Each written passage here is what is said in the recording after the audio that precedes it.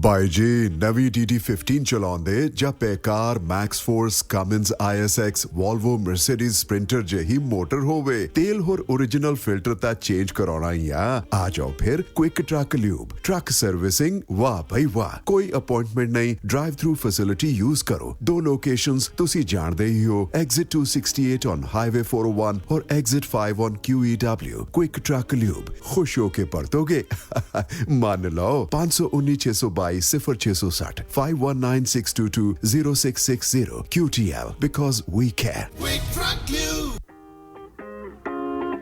JB Truck Repair, Yuba City, Certified Cummins, Detroit Freightliner, Western Star, Volvo, Caterpillar ਅਤੇ Series 60 engines international ਅਤੇ automatic ਟਰਾਂਸਮਿਸ਼ਨਸ 5 ਸਾਲ ਦਾ ਫਰੇਟਲਾਈਨ dealership ਦਾ experience ਇਹ engine truck trailer AC electrical DPF DEF repair ਕਰਦੇ ਹਨ transmission rear and brakes oil change ਕਰ ਦਿੰਦੇ ਹਨ certified 90 ਡੇ DOT inspection ਅਤੇ certified annual federal DOT inspection ਕਰਦੇ ਹਨ 100 ਮਾਈਲ ਦੇ ਰੇਡੀਅਸ ਵਿੱਚ ਰੋਡ ਅਸਿਸਟੈਂਸ 24/7 ਨਵੇਂ ਕਸਟਮਰਸ ਲਈ 10% ਡਿਸਕਾਊਂਟ ਹਫਤੇ ਦੇ 7 ਦਿਨ ਸਵੇਰੇ 7 ਤੋਂ ਸ਼ਾਮੀ 7 ਵਜੇ ਤੱਕ ਖੁੱਲੇ ਰਹਿੰਦੇ ਹਨ ਹੋਰ ਜਾਣਕਾਰੀ ਲਈ ਕਾਲ ਜਗਰੂਪ ਬੋਇਲ 916 696 0634 ਜਾਂ ਜਗਰਾਜ ਬਲ 530 339 15 address 3894 rail road avenue Yuba city ਇੱਥੇ ਹੁਣ ਟਰੱਕਾਂ ਦੇ ਯੂਜ਼ਡ ਤੇ ਬ੍ਰਾਂਡ ਨਿਊ ਟਾਇਰ ਵੀ ਮਿਲਦੇ ਹਨ ਬਠਿੰਡਾ ਦੀ ਗ੍ਰੀਨ ਸਿਟੀ ਦੀ ਅਪਾਰ ਸਫਲਤਾ ਤੋਂ ਬਾਅਦ ਹੁਣ ਪੇਸ਼ ਹੈ ਕਨ੍ਹਈਆਜ਼ ਗ੍ਰੀਨ ਸਿਟੀ ਜਿੱਥੇ ਸਿਕਿਉਰਿਟੀ ਦੇ ਪੁਖਤਾ ਪ੍ਰਬੰਧ ਖੁੱਲੀਆਂ ਸੜਕਾਂ ਹਰਾ ਭਰਾ ਵਾਤਾਵਰਣ ਬਿਜਲੀ ਦੀਆਂ ਅੰਡਰਗਰਾਉਂਡ ਤਾਰਾਂ ਅਤੇ ਖੂਬਸੂਰਤ ਫੁੱਲ ਪੌਦੇ ਲੈਂਡਸਕੇਪਿੰਗ ਅਤੇ ਨਿਰਮਾਣ ਕਾਰਜ ਚੱਲ ਰਹੇ ਨੇ ਤੇਜ਼ੀ ਨਾਲ ਇਸ ਤੋਂ ਪਹਿਲਾਂ ਕਿ ਸਾਰੇ ਪਲਾਟ ਬੁੱਕ ਹੋ ਜਾਣ ਸੰਪਰਕ ਕਰੋ 8556002064 ਅਤੇ 8556 02071 ਉਹ ਯਾਰ ਕੀ ਸੁਪਨੇ ਦੇਖੇ ਸੀ ਕੈਨੇਡਾ ਆਉਣ ਤੋਂ ਪਹਿਲਾਂ ਉਹ ਸੁਪਨੇ ਪੂਰੇ ਕਰਨੇ ਆ ਤਾਂ ਡ੍ਰੀਮਲਾਈਨਰ ਐਕਸਪ੍ਰੈਸ ਵਾਲਿਆਂ ਨੂੰ ਕਾਲ ਕਰ ਜੀ ਹਾਂ ਡ੍ਰੀਮਲਾਈਨਰ express company Calgary Alberta Canada ਜਿਨ੍ਹਾਂ ਨੂੰ ਸਾਫ਼ ਸੁਥਰੇ ਰਿਕਾਰਡ ਤੇ 2 ਸਾਲਾ ਤਜਰਬੇ ਵਾਲੇ ਡਰਾਈਵਰਸ ਦੀ ਲੋੜ ਹੈ ਇਹਨਾਂ ਕੋਲ ਕੈਲਗਰੀ ਅਲਬਰਟਾ ਤੋਂ ਕੈਲੀਫੋਰਨੀਆ ਤੇ ਐਰੀਜ਼ੋਨਾ ਦੇ ਸਿੱਧੇ ਰਨ ਇਹਨਾਂ ਕੋਲ ਡਰਾਈ ਤੇ ਰੀਫਰ ਲੋਡ ਵੀ ਹੈ ਹੋਮ ਰਿਟਰਨ ਵਿਦਿਨ 5 ਡੇਜ਼ ਬਾਈ ਵੀਕਲੀ ਤੇ ਚੰਗੀ ਤਨਖਾਹ ਦਿੰਦੇ ਆ ਔਰ ਹਾਂ ਸਿੰਗਲ ਤੇ ਟੀਮਸ ਦੋਨਾਂ ਨੂੰ ਹਾਇਰ ਕਰਦੇ ਨੇ ਵਧੇਰੇ ਜਾਣਕਾਰੀ ਲਈ ਕਾਲ 4034049501 4034049501 ਡ੍ਰੀਮਲਾਈਨਰ express company Calgary Alberta Canada ਓਏ ਮੇਰੇ ਵੀਰ ਮੈਨੂੰ ਬਸ ਇੱਕ ਗੱਲ ਦੱਸ ਦੇ ਵੀ ਆ ਜਿਹੜੀ ਤੂੰ ਟਰੈਵਲਿੰਗ ਕਰਦਾ ਤੇ ਉਹਦੇ ਤੋਂ ਬਾਅਦ ਫਰੈਸ਼ ਰਹਿਣਾ ਇਹਦਾ ਰਾਜ਼ ਕੀ ਹੈ ਇਹਦਾ ਰਾਜ਼ ਹੈ Arlington fuel stop Arlington fuel stop 1801 pioneer street highway exit 208 ਤੇ ਜਿੱਥੇ ਤੁਹਾਨੂੰ ਫ੍ਰੀ ਕਾਫੀ free fax service free truck parking ਰੋਟੀ ਠੇਕਾ ਲਾਂਡਰੀ ਸ਼ਾਵਰ ਤੇ ਟਰੱਕਾਂ ਦਾ ਹੋਰ ਵੀ ਸਾਮਾਨ ਆਸਾਨੀ ਨਾਲ ਮਿਲੇਗਾ ਹੁਣੇ ਕਾਲ ਕਰੋ 360 652 6066 ਯਾਨੀ 3606526066 ਇਹ ਦੋ ਲੋਕੇਸ਼ਨਾਂ ਤੋਂ ਸੇਵਾਵਾਂ ਪ੍ਰਦਾਨ ਕਰਦੇ ਨੇ second location Lost Hills travel centre 14814 Aloma street Lost Hills phone number 661 797 2354 Bakersfield ਵਿਖੇ ਯੂਨੀਅਨ ਅਤੇ ਪਲਾਨਸ ਰੋਡ ਦੇ ਕਾਰਨਰ ਤੇ ਖੁੱਲ ਗਿਆ ਹੈ ਨਵਾਂ ਟਰੱਕ ਸਟਾਪ ਯੂਨੀਅਨ ਵਿਲੇਜ ਜਿੱਥੇ ਮਿਲਦਾ ਹੈ ਵਧੀਆ ਗੈਸ ਅਤੇ ਬਿਨਾ ਬਾਇਓਡੀਜ਼ਲ ਦੇ ਵਧੀਆ ਤੇ ਸਸਤਾ ਡੀਜ਼ਲ ਹਰ ਤਰ੍ਹਾਂ ਦੀ ਗਰੋਸਰੀ ਚਾਈਨੀਜ਼ ਅਤੇ ਇੰਡੀਅਨ ਰੈਸਟੋਰੈਂਟ ਜਿੱਥੇ ਮਿਲੇਗਾ ਵਧੀਆ ਖਾਣਾ ਦੋ ਪਰੌਂਠੇ ਸਿਰਫ 499 ਚ ਟਰੱਕ ਡਰਾਈਵਰ ਵੀਰਾਂ ਲਈ ਟੂ ਗੋ ਅਤੇ ਬੈਠ ਕੇ ਖਾਣ ਲਈ ਵਧੀਆ ਜਗ੍ਹਾ ਨਵੇਂ ਅਤੇ ਪੁਰਾਣੇ ਟਾਇਰਾਂ ਲਈ ਅਤੇ ਟਰੱਕਾਂ ਦੀ ਮਾਈਨਰ ਰਿਪੇਅਰ ਲਈ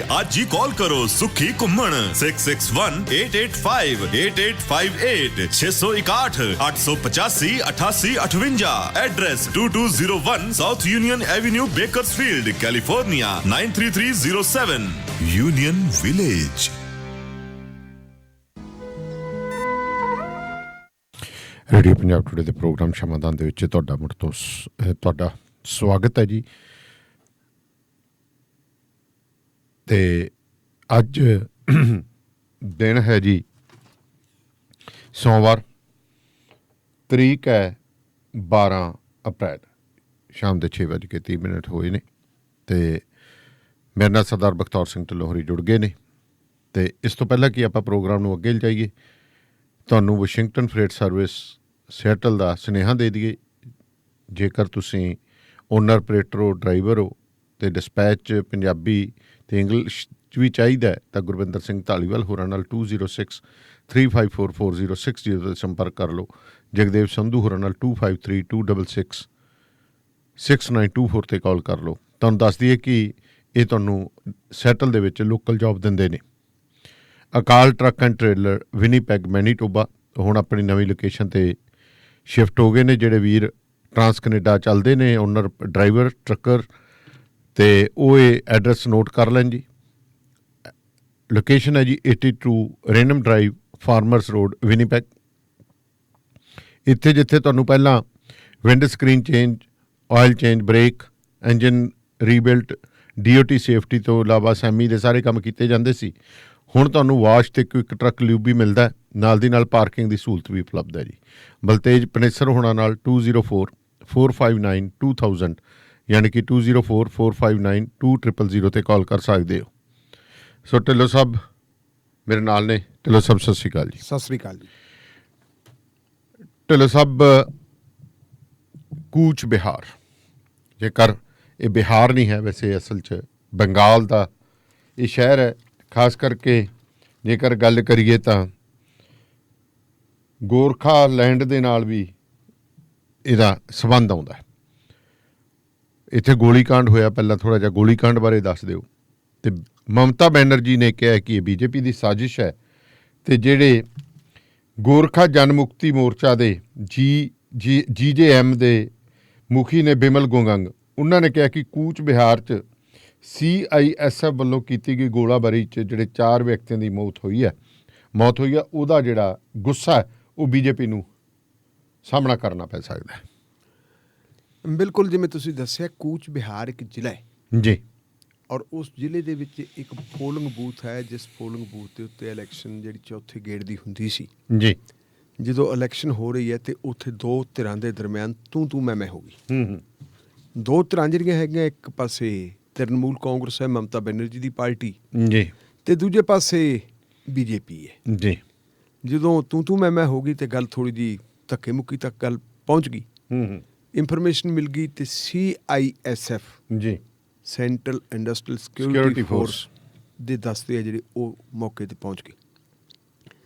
ਉਹਨਾਂ ਨੇ ਆ ਕੇ ਕਿਹਾ ਇਹ ਹੈ ਕਿ ਸਾਡੇ 'ਤੇ ਭੀੜ ਨੇ ਹਮਲਾ ਕਰਤਾ ਜੀ, ਬੰਦੂਕਾਂ ਖੋਹਣ ਦੀਆਂ ਕੋਸ਼ਿਸ਼ਾਂ ਕੀਤੀਆਂ, ਔਰ ਇਹਨਾਂ ਕੋਸ਼ਿਸ਼ਾਂ ਦੇ ਦਰਮਿਆਨ ਸਾਨੂੰ ਡਿਫੈਂਸ ਦੇ ਵਿੱਚ ਗੋਲੀ ਚਲਾਉਣੀ ਪੈ ਗਈ। 4 ਬੰਦੇ ਮਾਰੇ ਗਏ ਜੀ।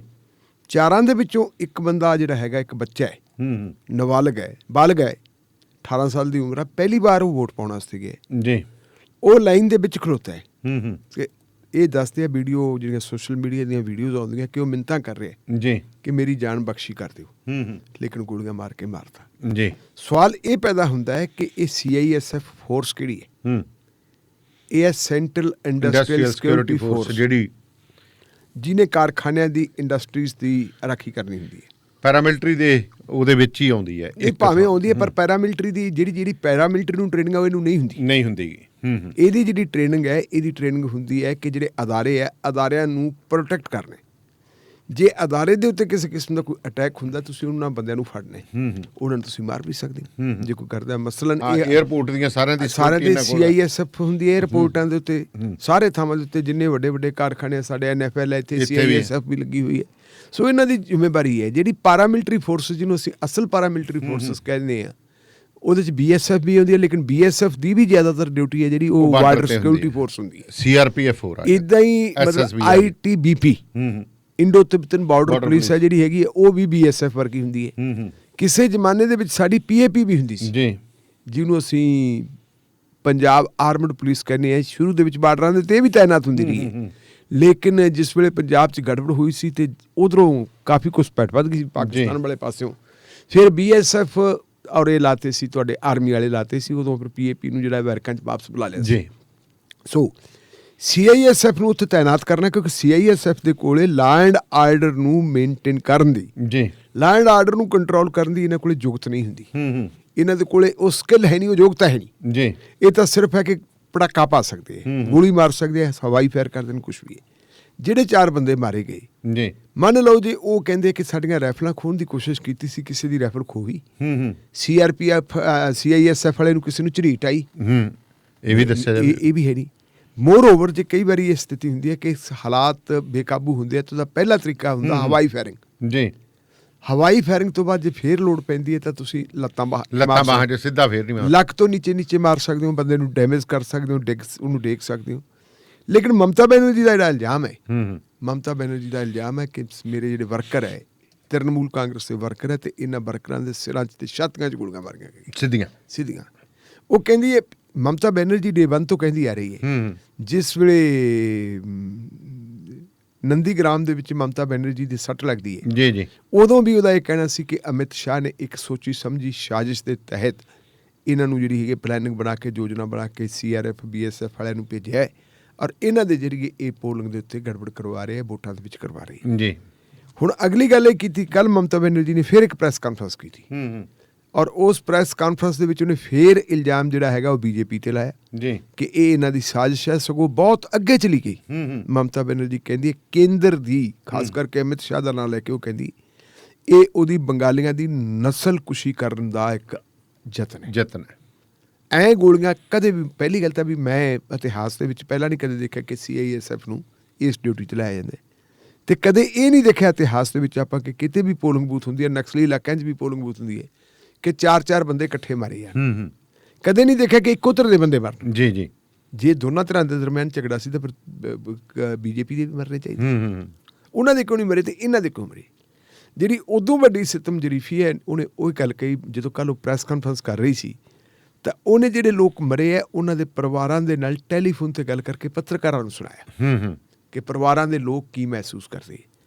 ਹੁਣ ਸਵਾਲ ਇਹ ਹੈ ਕਿ ਮਮਤਾ ਬੈਨਰਜੀ ਗਈ ਕਿਉਂ ਨਹੀਂ ਉੱਥੇ? ਬਹੁਤ ਸਾਰੇ ਲੋਕ ਇਹ ਪੁੱਛ ਸਕਦੇ। ਤੇ ਵੱਡੀ ਗੱਲ ਇਹ ਹੋਈ ਕਿ ਚੋਣ ਕਮਿਸ਼ਨ ਆਫ ਇੰਡੀਆ ਨੇ, ਇਹ ਵੀ ਇਤਿਹਾਸ ਪਹਿਲੀ ਵਾਰ ਹੋਏ, ਪੋਲੀਟੀਕਲ ਵਿਅਕਤੀਆਂ ਦੇ ਕੂਚ ਬਿਹਾਰ ਦੇ ਵਿੱਚ ਜਾਣ ਤੇ ਪਾਬੰਦੀ ਲਾਤੀ ਕਿ 72 ਘੰਟਿਆਂ ਲਈ ਉਹ ਉੱਥੇ ਨਹੀਂ ਜਾ ਸਕਣਗੇ। ਇੱਕ ਚੋਰੀ ਤੇ ਦੂਜੀ ਸੀਨਾਜ਼ੋਰੀ। ਚੋਣ ਕਮਿਸ਼ਨ ਨੂੰ ਆਪਣੀ ਲੀਡਰ ਨੂੰ ਆਪਣੇ ਵਰਕਰਾਂ ਨਾਲ ਨਾ ਮਿਲਣ ਤੋਂ ਰੋਕਣ ਦਾ ਮਤਲਬ ਕੀ ਹੈ ਜੀ? ਕਿਉਂਕਿ ਮਰੇ ਤਾਂ ਬੰਦੇ ਜਿਹੜੇ ਹੈਗੇ ਆ ਤ੍ਰਿਣਮੂਲ ਕਾਂਗਰਸ ਦੇ BJP ਵਾਲਿਆਂ ਨੇ ਤਾਂ ਜਾਣਾ ਨਹੀਂ। ਪ੍ਰਧਾਨ ਮੰਤਰੀ ਨੇ ਤਾਂ ਉੱਥੋਂ ਕਹਿਤਾ, ਉਹਨੇ ਕਹਿਤਾ ਜੀ ਜਿਹੜੀ ਹਿੰਸਾ ਹੋਈ ਹੈ, ਬੰਦੇ ਮਰੇ ਹੈ, ਮਾੜੀ ਗੱਲ ਹੈ ਜੀ, ਮੈਨੂੰ ਇਹਨਾਂ ਤੇ ਅਫਸੋਸ ਹੈ।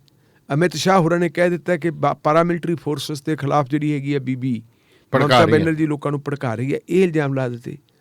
ਉਹ ਕਹਿੰਦੇ ਬੀਬੀ ਇਹਦੇ ਤੇ ਸਿਆਸਤ ਕਰਦੀ ਹੈ। ਅਮਿਤ ਸ਼ਾਹ ਵੀ ਕਹਿ ਰਿਹਾ ਕਿ ਜੇ ਬੰਗਾਲ ਦੇ ਲੋਕ ਕਹਿਣਗੇ ਮੈਂ ਅਸਤੀਫਾ ਦੇ ਦੂੰ। ਲੱਦਾ ਉਹ ਤਾਂ ਕਿਉਂਕਿ ਬੀਬੀ ਨੇ ਮੰਗੀ ਹੈ, ਬੀਬੀ ਮਮਤਾ ਬੈਨਰਜੀ ਨੇ ਡਿਮਾਂਡ ਕੀਤੀ ਹੈ ਕਿ ਅਸਤੀਫਾ ਦੇਵੇ। ਉਹ ਅਸਤੀਫਾ ਨਹੀਂ, ਪਰ ਹੁਣ ਉਹ ਜਿਹੜੇ ਕਹਿੰਦੇ ਕਿ ਇਹਦਾ ਰਾਜਨੀਤੀਕਰਨ ਕਰ ਰਹੀ ਹੈ, ਜਿਹੜੀ ਰਾਜਨੀਤੀਕਰਨ ਤਾਂ ਖੁਦ ਨਰਿੰਦਰ ਮੋਦੀ ਸਾਹਿਬ ਨੇ ਕੀਤੀ ਹੈ।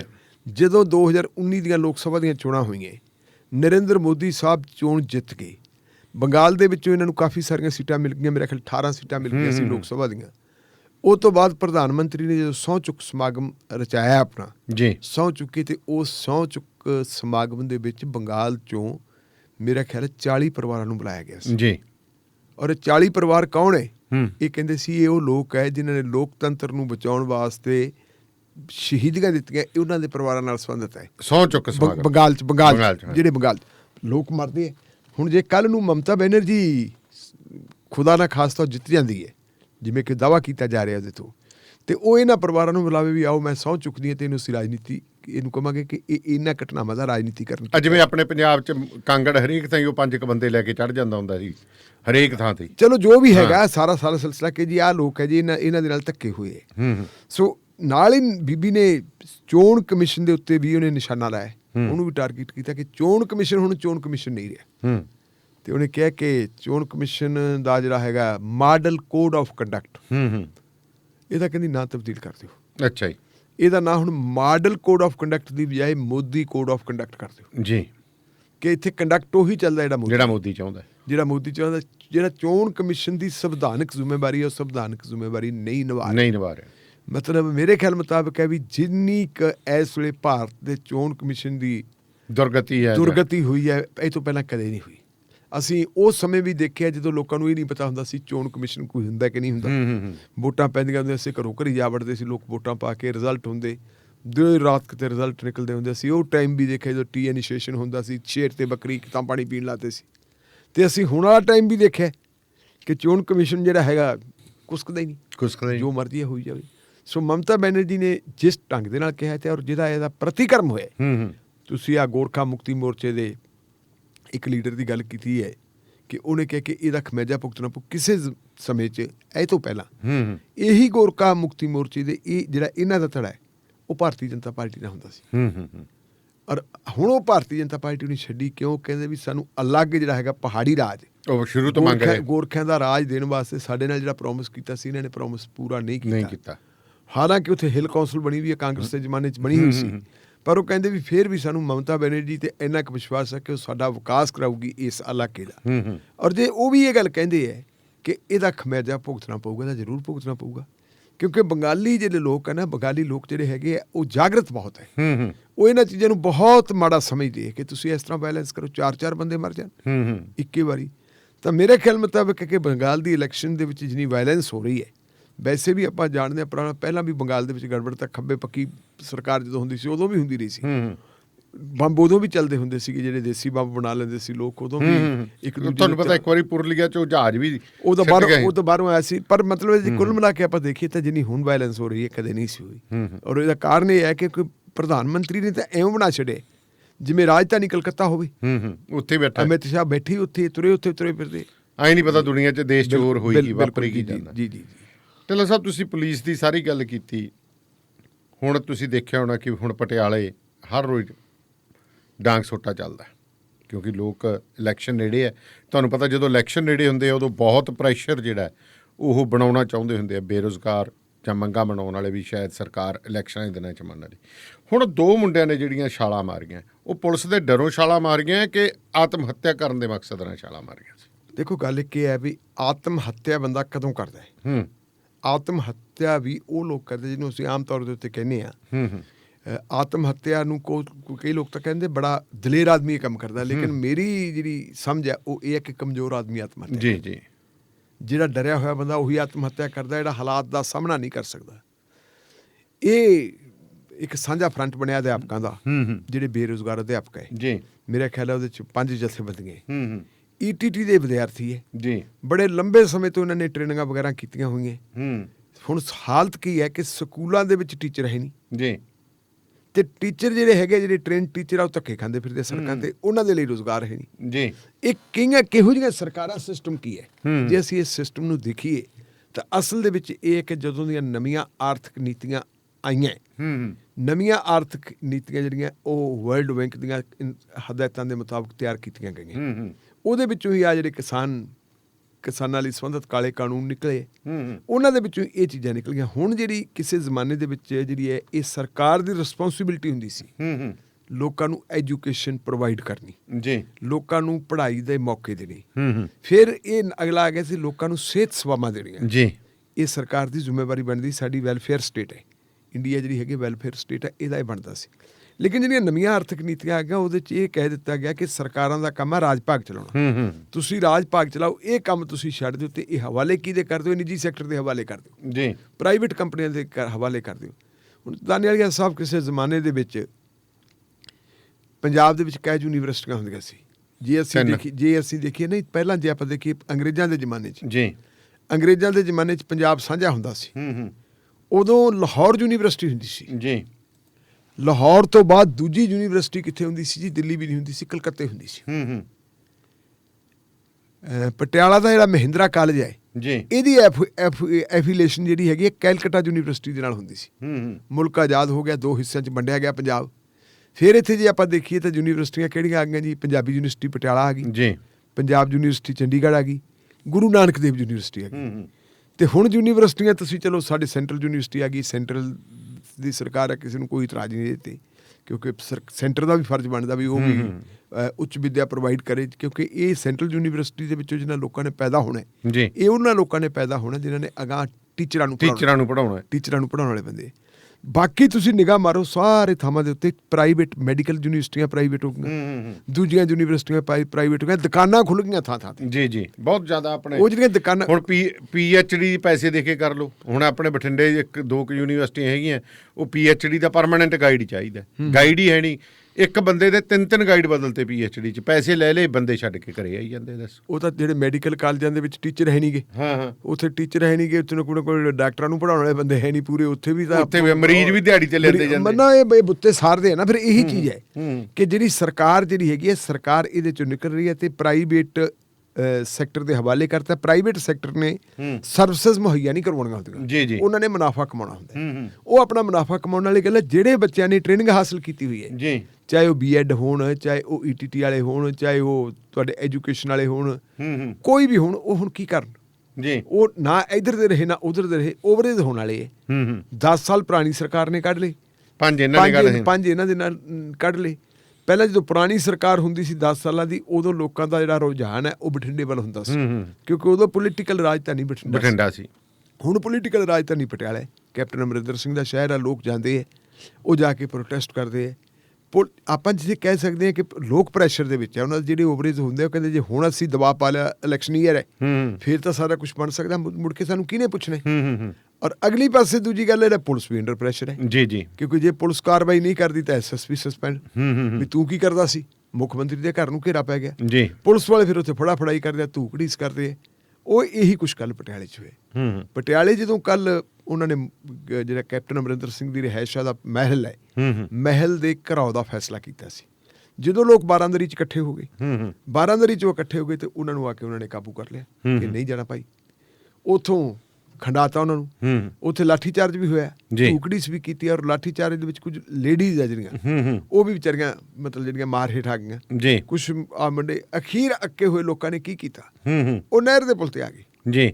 ਨਹਿਰ ਦੇ ਪੁਲ ਦੇ ਉੱਤੇ ਆ ਕੇ ਉਹਨਾਂ ਨੇ ਜਾਮ ਲਾਤਾ ਕਿ ਪਟਿਆਲੇ ਨੂੰ ਆਉਣ ਵਾਲੀ ਜਿਹੜੀ ਆਵਾਜਾਈ ਹੈ ਜਿਹੜੀ ਉਹ ਬੰਦ ਕਰ ਦਈਏ, ਉਹ ਬੰਦ ਕਰ ਦਈਏ। ਤੇ ਪੁਲਿਸ ਦੀਆਂ ਧਾੜਾਂ ਫਿਰ ਉਧਰ ਨੂੰ ਆ ਗਈਆਂ। ਜਦੋਂ ਪੁਲਿਸ ਦੀਆਂ ਧਾੜਾਂ ਆ ਗਈਆਂ ਤਾਂ ਜਿਹੜਾ ਉਹਨਾਂ ਦਾ ਮੁੰਡਾ ਪ੍ਰੈਜ਼ੀਡੈਂਟ ਸੀ ਇਸ ਇਹਨਾਂ ਦੀ ਆਰਗੇਨਾਈਜੇਸ਼ਨ ਦਾ, ਉਹਦਾ ਨਾਂ ਹੈਗਾ ਦੀਪਕ ਕੰਬੋਜ ਜੀ। ਦੀਪਕ ਫਾਜ਼ਿਲਕਾ ਦੀਪਕ ਕੰਬੋਜ ਨੂੰ ਆ ਕੇ ਗ੍ਰਿਫਤਾਰ ਕਰ ਲਿਆ। ਜਦੋਂ ਉਹਨੂੰ ਗ੍ਰਿਫਤਾਰ ਕਰ ਲਿਆ, ਥੋੜਾ ਬਹੁਤਾ ਉਹਨਾਂ ਨੇ ਸਖਤੀ ਵੀ ਕੀਤੀ, ਡਾਂਗ ਸੋਟਾ ਭਰਾਇਆ। ਉਹ ਲੜਕੇ ਜਿਹੜੇ ਦੋ ਸੀ, ਦੋਨਾਂ ਦੇ ਵਿੱਚੋਂ ਇੱਕ ਦਾ ਨਾਂ ਅਮਨ ਹੈ ਤੇ ਦੂਜੇ ਦਾ ਨਾਂ ਭਾਰਤ ਹੈ ਜੀ। ਉਹ ਦੋਨੋਂ ਜਿਹੜੇ ਹੈਗੇ ਘਬਰਾ ਗਏ, ਡਰ ਵੀ ਹੁੰਦਾ ਇਸ ਗੱਲ ਦਾ ਕਿ ਸਾਡਾ ਲੀਡਰ ਫੜ ਲਿਆ।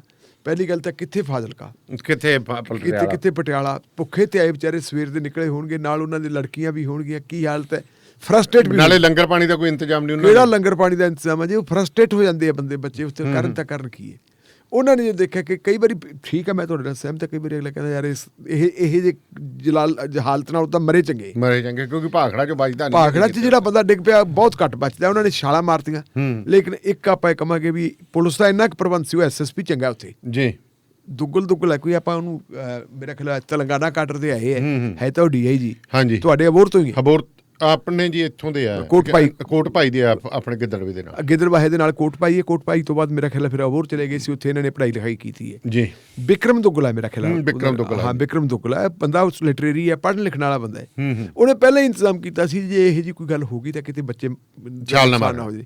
ਉਹਨਾਂ ਨੇ ਗੋਤਾਖੋਰ ਖੜਾਏ ਹੋਏ ਸੀ। ਅੱਛਾ, ਪਹਿਲਾਂ ਹੀ? ਹਾਂ, ਜਦੋਂ ਬੱਚਿਆਂ ਨੇ ਉਹਨਾਂ ਨੇ ਛਾਲਾਂ ਮਾਰਤੀਆਂ ਨਾ, ਮਗਰੇ ਗੋਤਾਖੋਰਾਂ ਨੇ ਛਾਲਾਂ ਮਾਰਤੀਆਂ ਔਰ ਉਹਨਾਂ ਗੋਤਾਖੋਰਾਂ ਨੇ ਉਹਨਾਂ ਦੀ ਜਾਨ ਬਚਾ ਲਈ। ਜਾਨ ਬਚਾ ਕੇ ਉਹਨੂੰ ਹਸਪੀਟਲ ਲੈ ਕੇ, ਪਰ ਜਿੱਦ ਕਰਦੇ ਹੁੰਦੇ ਜਦੋਂ ਕਹਿੰਦੇ ਜੀ ਇਸ ਦਾ ਇਲਾਜ ਨਹੀਂ ਕਰਵਾਉਣਾ। ਠੀਕ ਹੈ, ਵੈਸੇ ਉਹਨਾਂ ਦੀ ਹਾਲਤ ਜਿਹੜੀਆਂ ਰਿਪੋਰਟਾਂ ਅਖਬਾਰਾਂ ਦੇ ਵਿੱਚ ਆਈਆਂ, ਪਰ ਜੋ ਕੁਛ ਹੋ ਰਿਹਾ ਹੈ ਗੱਲ ਇਹ ਕਿ ਜਵਾਨੀ ਰੁਲ ਰਹੀ ਹੈ, ਬੱਚਿਆਂ ਨੂੰ ਪੜ੍ਹਾਈ ਵਾਸਤੇ ਟੀਚਰ ਨਹੀਂ ਮਿਲਦੇ। ਸਿਸਟਮ ਸਾਡਾ ਕੀ ਹੈ, ਜਾਂ ਅਸੀਂ ਕਿਹੜੇ ਪਾਸੇ ਨੂੰ ਰਹੇ, ਇਹਦੇ ਵਿੱਚ ਅਸੀਂ ਇੱਕ ਸਰਕਾਰ ਇਹਨੂੰ ਕੀ ਕਰੋਗੇ ਤੁਸੀਂ? ਕਿਉਂਕਿ ਜਿੱਧਰ ਨੂੰ ਸਿਸਟਮ ਧੱਕਿਆ ਜਾ ਰਿਹਾ ਕਿ ਦੁਕਾਨਦਾਰੀਆਂ ਖਿਲਾ ਦਿਓ ਜੀ, ਇਹ ਸਭ ਕੁਝ ਬੰਦ ਕਰ ਦਿਓ, ਤੁਹਾਡੀਆਂ ਯੂਨੀਵਰਸਿਟੀਆਂ ਵਗੈਰਾ ਸਾਰਾ ਕੁਝ ਇਹਨਾਂ ਨੇ ਵੀ ਬੰਦ ਹੀ ਹੋ ਜਾਣਾ, ਬੜਾ ਲੰਬਾ ਸਮਾਂ ਚੱਲਣਾ ਨਹੀਂ। ਤੇ ਫਿਰ ਮਤਲਬ ਜਿਹੜੇ ਹੈਗੇ ਜੇ ਹੁਣ ਆਪਣੇ ਕਈ ਵਾਰੀ ਕੀ ਹੈ ਕਿ ਭਾਰਤ ਦੇ ਜਿਹੜੇ ਬੱਚੇ ਹੈ ਜੀ, ਇੱਥੋਂ ਦੇ ਕੁੜੀਆਂ ਮੁੰਡੇ ਜਿਹੜੇ ਹੈਗੇ ਜਦੋਂ ਵਿਦੇਸ਼ਾਂ 'ਚ ਜਾਂਦੇ ਆ, ਅਮਰੀਕਾ ਵਰਗੇ ਦੇਸ਼ਾਂ 'ਚ ਜਾਂਦੇ ਆ, ਖਾਸ ਕਰਕੇ ਜਿਹੜੀ ਹੈ IT ਸੈਕਟਰ ਦੇ ਵਿੱਚ ਜਾਂਦੇ ਆ, ਉਹਨਾਂ ਨੂੰ ਉੱਥੇ ਜਾ ਕੇ ਕਿਵੇਂ ਕਿਹੜੀਆਂ ਨੌਕਰੀਆਂ ਤੇ ਚਲੇ ਗਏ। ਲੇਕਿਨ ਇਹੀ ਇੱਥੇ ਦੇ ਦਿੰਦੇ, ਉੱਧਰ ਕਿਉਂ ਜਾਂਦੇ? ਨਾ ਜਿਹੜੇ ਉਹਨਾਂ ਦੇ ਲੋਕ ਹੈ, ਉਹਨਾਂ ਦੇ ਲੋਕ ਜਿਹੜੇ ਹੈਗੇ ਉਹਨਾਂ ਨੂੰ ਨਹੀਂ ਮਿਲਦੀਆਂ। ਉਹ ਜਿਹੜੇ ਹੈਗੇ ਉਹ ਤਾਂ ਆਪਦਾ ਮਤਲਬ, ਕਿਉਂਕਿ ਪੜ੍ਹਾਈ ਮਹਿੰਗੀ ਬੜੀ ਕਰਤੀ ਉਹਨਾਂ ਨੇ, ਪੜ੍ਹਾਈ ਉਹਨਾਂ ਦੀ ਮਹਿੰਗੀ ਕਰਤੀ। ਇਧਰੋਂ ਪੜ੍ਹ ਕੇ ਸਾਡੇ ਬੱਚੇ ਉਧਰ ਜਾਂਦੇ ਆ। ਜੇ ਇਹਨਾਂ ਨੂੰ ਇਹਨਾਂ ਦੀ ਜਿਹੜੀ ਸਕਿੱਲ ਹੈ, ਜਿਹੜੀ ਇਹਨਾਂ ਦੀ ਯੋਗਤਾ, ਜਿਹੜਾ ਉਹਨਾਂ ਤੇ ਇਨਵੈਸਟਮੈਂਟ ਹੋਈ ਹੈ, ਇਨਵੈਸਟਮੈਂਟ ਤਾਂ ਜਿਹੜੀ ਹੋਈ ਹੈ ਉਹ ਇੰਡੀਆ ਦੀ ਹੋਈ ਹੈ, ਉਹਨਾਂ ਨੂੰ ਜੇ ਤੁਸੀਂ ਇੱਥੇ ਵਧੀਆ ਨੌਕਰੀਆਂ ਦਿਓ ਤਾਂ ਕਿਉਂ ਜਾਣ? ਅੱਜ ਜੇ ਆਪਾਂ ਵਿਦੇਸ਼ਾਂ 'ਚ ਜਾਣ ਦੀ ਗੱਲ ਕਰਦੇ ਹਾਂ ਕਿ ਕਿੰਨਾ ਪੈਸਾ ਵਿਦੇਸ਼ਾਂ 'ਚ ਜਾ ਰਿਹਾ, ਵਿਦੇਸ਼ਾਂ 'ਚ ਜਾਣ ਦਾ ਪੈਸੇ ਦਾ ਵੱਡਾ ਕਾਰਨ ਹੀ ਇਹ ਹੈ ਕਿ ਇੱਧਰ ਲੋਕਾਂ ਨੂੰ ਆਪਣਾ ਫਿਊਚਰ ਨਹੀਂ ਦਿਖਦਾ, ਭਵਿੱਖ ਨਹੀਂ ਦਿਖਦਾ। ਉਹ ਕਹਿੰਦੇ ਧੱਕੇ ਖਾਣ ਨਾਲ। ਤੁਹਾਡੇ ਯਾਦ ਕਰਾਉਣਾ ਮੈਂ, ਜਦੋਂ ਇੱਕ ਵਾਰੀ ਨੌਕਰੀ ਸਕੈਂਡਲ ਦੇ ਖਿਲਾਫ ਲੰਬੀ ਦੇ ਵਿੱਚ ਪ੍ਰੋਟੈਸਟ ਹੋਇਆ ਸੀ, ਹਾਂਜੀ, ਪ੍ਰੋਟੈਸਟ ਹੋਇਆ ਸੀ, ਕੈਪਟਨ ਅਮਰਿੰਦਰ ਸਿੰਘ ਆਇਆ ਸੀ, ਆਪਾਂ ਕਵਰੇਜ ਵਾਸਤੇ ਗਏ ਸੀ। ਆਪਾਂ ਵਾਪਸ ਆ ਰਹੇ ਸਾਂ। ਵਾਪਸ ਆਉਣ ਤੋਂ ਬਾਅਦ ਜੈ ਸਿੰਘ ਦੇ ਪੁਲ ਦੇ ਉੱਤੇ ਬੱਚਿਆਂ ਨੇ ਕਰ ਲਿਆ ਸੀ, ਘਰਾਓ ਕਰ ਲਿਆ ਸੀ। ਉਹਨਾਂ ਨੇ ਰਸਤਾ ਜਾਮ ਕਰਤਾ ਸੀ, ਕੈਂਟੀਆਂ ਜਿਹੜੇ ਰਸਤਾ ਜਾਮ ਕਰਤਾ ਸੀ, ਤੇ ਰਸਤਾ ਜਦੋਂ ਖਿਲਾਉਣ ਵਾਸਤੇ ਪੁਲਿਸ ਪਾਰਟੀ ਤੇ ਪਹੁੰਚੀ, ਆਪਾਂ ਵੀ ਖੜੇ ਸਾਂ ਕੋਲ। ਤਾਂ ਉਸ ਵੇਲੇ ਚਲੋ ਪੁਲਿਸ ਵਾਲਿਆਂ ਨੇ ਸਖਤੀ ਨਹੀਂ ਕੀਤੀ, ਥੋੜਾ ਜਿਹਾ ਵੇਖ ਲਿਆ ਵੀ ਮੀਡੀਆ ਵਾਲੇ ਖੜੇ ਹੈ, ਜਾਣ ਪਛਾਣ ਵੀ ਸੀ, ਸ਼ਰਮ ਜੀ ਵੀ ਆਉਂਦੀ ਹੈ। ਔਰ ਇੱਕ ਕੁੜੀ ਨੇ ਮਤਲਬ ਬੋਲਦਿਆਂ ਡੀਐਸਪੀ ਨੂੰ ਕਿਹਾ ਸੀ, ਮੈਂ ਡੀਐਸਪੀ ਦਾ ਹੁਣ ਨਾਂ ਨਹੀਂ ਲੈਣਾ ਚਾਹੀਦਾ, ਉਹਨੇ ਡੀਐਸਪੀ ਨੂੰ ਕਿਹਾ ਸੀ ਕਿ ਸਰ ਤੁਹਾਡੇ ਵੀ ਬੱਚੇ ਤੁਹਾਡੇ ਵੀ ਬੱਚਿਆਂ ਨੂੰ ਕੱਲ੍ਹ ਨੂੰ ਜਦੋਂ ਇਸ ਤਰ੍ਹਾਂ ਨੌਕਰੀਆਂ ਵਾਸਤੇ ਆ ਕੇ ਸੜਕਾਂ 'ਤੇ ਉਤਰਨਾ, ਫਿਰ ਉਦੋਂ ਉਹਨਾਂ ਦੀ ਕੀ ਹਾਲਤ ਹੋਊਗੀ, ਤੁਸੀਂ ਕੀ ਸੋਚਦੇ ਹੋ? ਡੀਐਸਪੀ ਸਾਹਿਬ ਦਾ ਜਵਾਬ ਪਤਾ ਕੀ ਸੀ? ਮੈਂ ਥੋੜ੍ਹਾ ਕਰੂੰਗਾ ਤੁਹਾਡੇ ਨੂੰ ਵੀ ਮੈਂ BEd ਕਰਾਊਂਗਾ ਜਾਂ ETT ਕਰਾਊਂਗਾ, ਮੈਂ ਤਾਂ +2 ਕਰਵਾ ਕੇ ਤੇ ਨਾਲ ਦੀ ਕਰਾ ਕੇ IELTS ਬਾਹਰ ਭੇਜ ਦੂੰਗਾ। ਜੇ ਸਿਸਟਮ ਦੇ ਜਿਹੜੇ ਪੁਰਜੇ ਉਹਨਾਂ ਨੂੰ ਉਹ ਪੁਰਜੇ ਵੀ ਹਿੱਲੇ ਫਿਰਦੇ ਕਿ ਇਸ ਤਾਂ ਬੱਚਿਆਂ ਨੂੰ ETT ਕਰਾਵਾਂਗੇ ਤੇ ਬਾਹਰ ਭੇਜ ਦਿਆਂਗੇ, ਤੇ ਫਿਰ ਆਹੀ ਕੁਛ ਹੋਊਗਾ ਜੋ ਹੋ ਰਿਹਾ ਬਾਹਰੋਂ। ਫਿਰ ਗੱਡੀਆਂ ਘਮਾਉਣਗੇ, ਧੂਆਂ ਕੱਢਣਗੇ, ਨਹਿਰਾਂ ਦੇ ਵਿੱਚ ਛਾਲਾਂ ਮਾਰਨਗੇ ਨਾ, ਜਿਹੜੇ ਹੁਣ ਨਹਿਰਾਂ ਛਾਲ ਮਾਰਨਗੇ, ਉਹ ਕੈਨੇਡਾ ਜਾ ਕੇ ਧੂਏ ਕੱਢਣਗੇ ਗੱਡੀਆਂ ਦੇ। ਬਿਲਕੁਲ, ਉਹਦਾ ਕਾਰਨ ਇਹ ਹੈ ਕਿ ਕਿਉਂਕਿ ਉਹਨਾਂ ਦੇ ਜਿਹੜੇ ਆਹ ਵਿਚਾਰੇ, ਇਹ ਤਾਂ ਵਿਚਾਰੇ ਆਮ ਜਿਹੜੇ ਹੈਗੇ ਸਧਾਰਨ ਘਰਾਂ ਦੇ ਬੱਚੇ, ਇਹਨਾਂ ਦੇ ਕੋਲੇ ਨਹੀਂ ਉਹਨਾਂ ਪੈਸਾ ਨਹੀਂ ਵੀ IELTS ਕਰਨ। ਇਹਨਾਂ ਦੇ ਬੱਚੇ ਜੇ ਫਰਜ਼ ਕਰੋ IELTS ਵੀ ਕਰ ਲੂਗਾ ਕੋਈ ਤਾਂ ਓਵਰੇਜ ਹੋਵੇ। ਜੇ ਮੰਨ ਲਓ ਕਿਸੇ ਦੀ ਉਮਰ ਵੀ ਰਹਿੰਦੀ ਹੈ ਤਾਂ ਫਿਰ ਉਹ ਕਿੱਥੋਂ ਦਿਖਾਊਗਾ ਕਿ ਸਾਡੇ ਕੋਲ ਇੰਨੇ ਪੈਸੇ, ਕਿੱਥੋਂ ਹੋ ਜਾਇਦਾਦਾਂ ਦਿਖਾਉਣੇ? ਤੁਸੀਂ ਬਾਹਰਲੇ ਪਾਸੇ ਵੀਜ਼ਾ ਲੈਣਾ ਹੁੰਦਾ ਹੈ, ਮੇਰਾ ਆਪਣਾ ਤਜਰਬਾ ਹੈ, ਮੇਰੇ ਕੋਲੇ ਮਤਲਬ ਮੈਨੂੰ ਜਿਹੜੀ ਕੈਸ਼ ਪੈਸਾ ਮਿਲਿਆ ਸੀ, ਯੂਨੀਵਰਸਿਟੀ 'ਚ ਮੇਰੀ ਜ਼ਮੀਨ ਆਈ ਸੀ, ਮੈਂ ਆਪਣੀ ਬੇਟੀ ਨੂੰ ਜਦੋਂ ਬਾਹਰ ਪੜ੍ਹਨ ਵਾਸਤੇ ਭੇਜਣਾ ਚਾਹੁੰਦਾ ਸੀ, ਮੇਰੀ ਪਹਿਲੀ ਚੋਇਸ ਕੈਨੇਡਾ ਸੀ ਜੀ।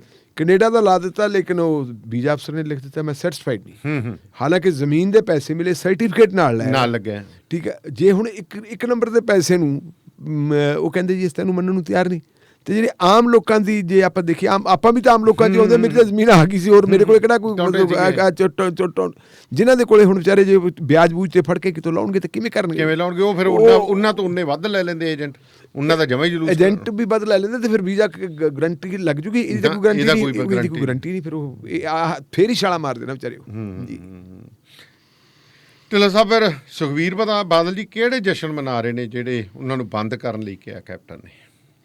ਦੇਖੋ, ਗੱਲ ਹੈ ਵੀ ਗੱਲ ਬਹੁਤ ਮਾੜੀ ਹੈ। ਜੋ ਕੁਛ ਹੋਇਆ ਹੈ ਕੀਤਾ 2015 ਦੇ ਵਿੱਚ, ਸਾਹਿਬ ਸ੍ਰੀ ਗੁਰੂ ਗ੍ਰੰਥ ਸਾਹਿਬ ਦੀ ਬੀੜ ਦਾ ਪਹਿਲਾਂ ਚੋਰੀ ਹੋਣਾ, ਫਿਰ ਉਹਨਾਂ ਨੂੰ ਕਤਲ ਕਰਕੇ, ਫਿਰ ਇਸ਼ਤਿਹਾਰ, ਉਹਨਾਂ ਦੇ ਇਸ਼ਤਿਹਾਰ ਲੱਗਣੇ ਕਿ ਸਾਡੇ ਕਬਜ਼ੇ 'ਚ ਛਡਾ ਲਓ, ਫਿਰ ਉਹਨਾਂ ਦੇ ਜਿਹੜੇ ਹੈਗੇ ਹੈ ਅੰਗ ਜਿਹੜੇ ਹੈਗੇ ਹੈ ਉਹਨਾਂ ਨੂੰ ਗਲੀਆਂ ਦੇ ਵਿੱਚ ਖਿਲਾਰਨਾ, ਫਿਰ ਜਿਵੇਂ ਪ੍ਰੋਟੈਸਟ ਕੀਤਾ ਸਿੱਖ ਪ੍ਰਚਾਰਕਾਂ ਦੀ ਅਗਵਾਈ ਦੇ ਵਿੱਚ ਸਿੱਖ ਸੰਗਤਾਂ ਨੇ ਕੋਟਕਪੂਰੇ 'ਚ, ਔਰ ਜਿਵੇਂ ਫਿਰ ਉੱਥੇ ਡਾਂਗ ਭਰਾਈ, ਜਿਵੇਂ ਉੱਥੇ ਸੀਵਰ ਵਾਲਾ ਗੰਦਾ ਪਾਣੀ ਹੈ ਜਿਹੜੀਆਂ ਉਹਦੀਆਂ ਵਿਛਾੜਾ ਸੁੱਟੀਆਂ, ਗੋਲੀ ਚੱਲੀ, ਤੇ ਉਹ ਤੋਂ ਬਾਅਦ ਫਿਰ ਲੋਕ ਜਦੋਂ ਉੱਥੋਂ ਡਾਂਗਾ ਸੁੱਟੀਆਂ ਦੇ ਚਲਦਿਆਂ ਦੇ ਕੁਛ ਨਿਕਲ ਕੇ ਇੱਧਰ ਨੂੰ ਬਰਗਾੜੀ ਵਾਲੇ ਪਾਸੇ ਨੂੰ ਆ ਗਏ, ਤਾਂ ਰਸਤੇ ਦੇ ਵਿੱਚ ਬਹਿਬਲ ਕਲਾਂ ਪਿੰਡ ਆਉਂਦਾ, ਉੱਥੇ ਰੁਕ ਗਏ, ਗੁਰੂ ਘਰ ਸੀ ਕੋਲੇ ਵੀ ਚਲੋ ਲੰਗਰ ਪਾਣੀ ਛਕ ਲਈਏ। ਲੰਗਰ ਪਾਣੀ ਛਕਾਉਂਦਿਆਂ ਦੇ ਉੱਤੇ ਫਿਰ ਪੁਲਿਸ ਨੇ ਫਾਇਰਿੰਗ ਕੀਤੀ ਜੀ। ਉਸ ਫਾਇਰਿੰਗ ਦੇ ਵਿੱਚ 2 ਜਣਿਆਂ ਦਾ ਮਾਰਿਆ ਜਾਣਾ ਨਿੱਕੀ ਗੱਲ ਨਹੀਂ ਸੀ, ਬਹੁਤ ਵੱਡੀ ਗੱਲ ਸੀ। ਔਰ ਇਹ ਲੋਕ ਜਿਹੜੇ ਹੈਗੇ ਆ, ਕੋਈ ਇਹਨਾਂ ਨੂੰ ਆਪਾਂ ਖੜਮਸਤ ਨਹੀਂ ਕਹਿ ਸਕਦੇ। ਵੈਸੇ ਸਾਡੇ ਉਸ ਵੇਲੇ ਦੇ ਲੀਡਰ ਨੇ ਇਹ ਗੱਲ ਕਹਿ ਦਿੱਤੀ ਸੀ, ਸੁਖਬੀਰ ਸਿੰਘ ਬਾਦਲ ਨੇ, ਕਿ ਜਿਹੜੇ ਧਰਨੇ ਤੇ ਬੈਠੇ ਆ ਲੋਕ ਇਹ ਬੇਲੜ ਹੁੰਦੇ ਆ। ਕਈ ਵਾਰੀ ਇਹ ਕਹਿੰਦੇ ਸੀ ਨਕਸਲਵਾੜੀ ਹੈ, ਅੱਤਵਾਦੀ ਹੈ, ਨਕਸਲਵਾੜੀ, ਇਹ ਜਿਹੇ ਸ਼ਬਦ ਵੀ ਇਸਤੇਮਾਲ ਕੀਤੇ ਸੀ। ਖੈਰ ਬੇੜਾ ਬੀਤਿਆ।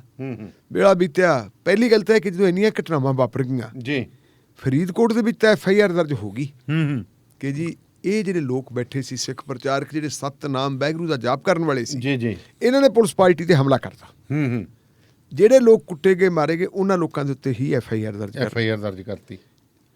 ਜਿਹੜੇ ਲੋਕ 2 ਬੰਦੇ ਕ੍ਰਿਸ਼ਨ ਭਗਵਾਨ ਸਿੰਘ ਔਰ ਗੁਰਜੀਤ ਸਿੰਘ ਮਾਰੇ ਗਏ ਬਾਈਬਲ ਕਲਾ ਗੋਲੀ ਨਾਲ, ਸਿੱਧੀਆਂ ਗੋਲੀਆਂ ਮਾਰ ਕੇ, ਉੱਥੇ ਅਣਪਛਾਤੀ ਤੇ ਪਰਚੇ ਹੋ ਗਏ। ਉੱਥੇ ਕਹਤਾ ਜੀ ਨਹੀਂ, ਪਹਿਲੀ ਗੱਲ ਤਾਂ ਇਹ ਅਣਪਛਾਤੀ ਨਹੀਂ, ਪਹਿਲੀ ਗੱਲ ਤਾਂ ਇਹ ਹੈ ਕਿ ਜਿਹੜੀ ਜ਼ਾਬਤਾ ਇਹ ਮੰਗ ਕਰਦਾ ਹੈ ਕਿ ਜਦੋਂ ਅਜਿਹੀ ਇਨਸੀਡੈਂਟ ਆ ਗਈ ਤੇ ਨਾਲ ਦੀ ਨਾਲ FIR ਦਰਜ ਹੋਵੇ। 1 ਹਫ਼ਤਾ FIR ਦਰਜ ਨਹੀਂ ਹੋਈ ਸੀ।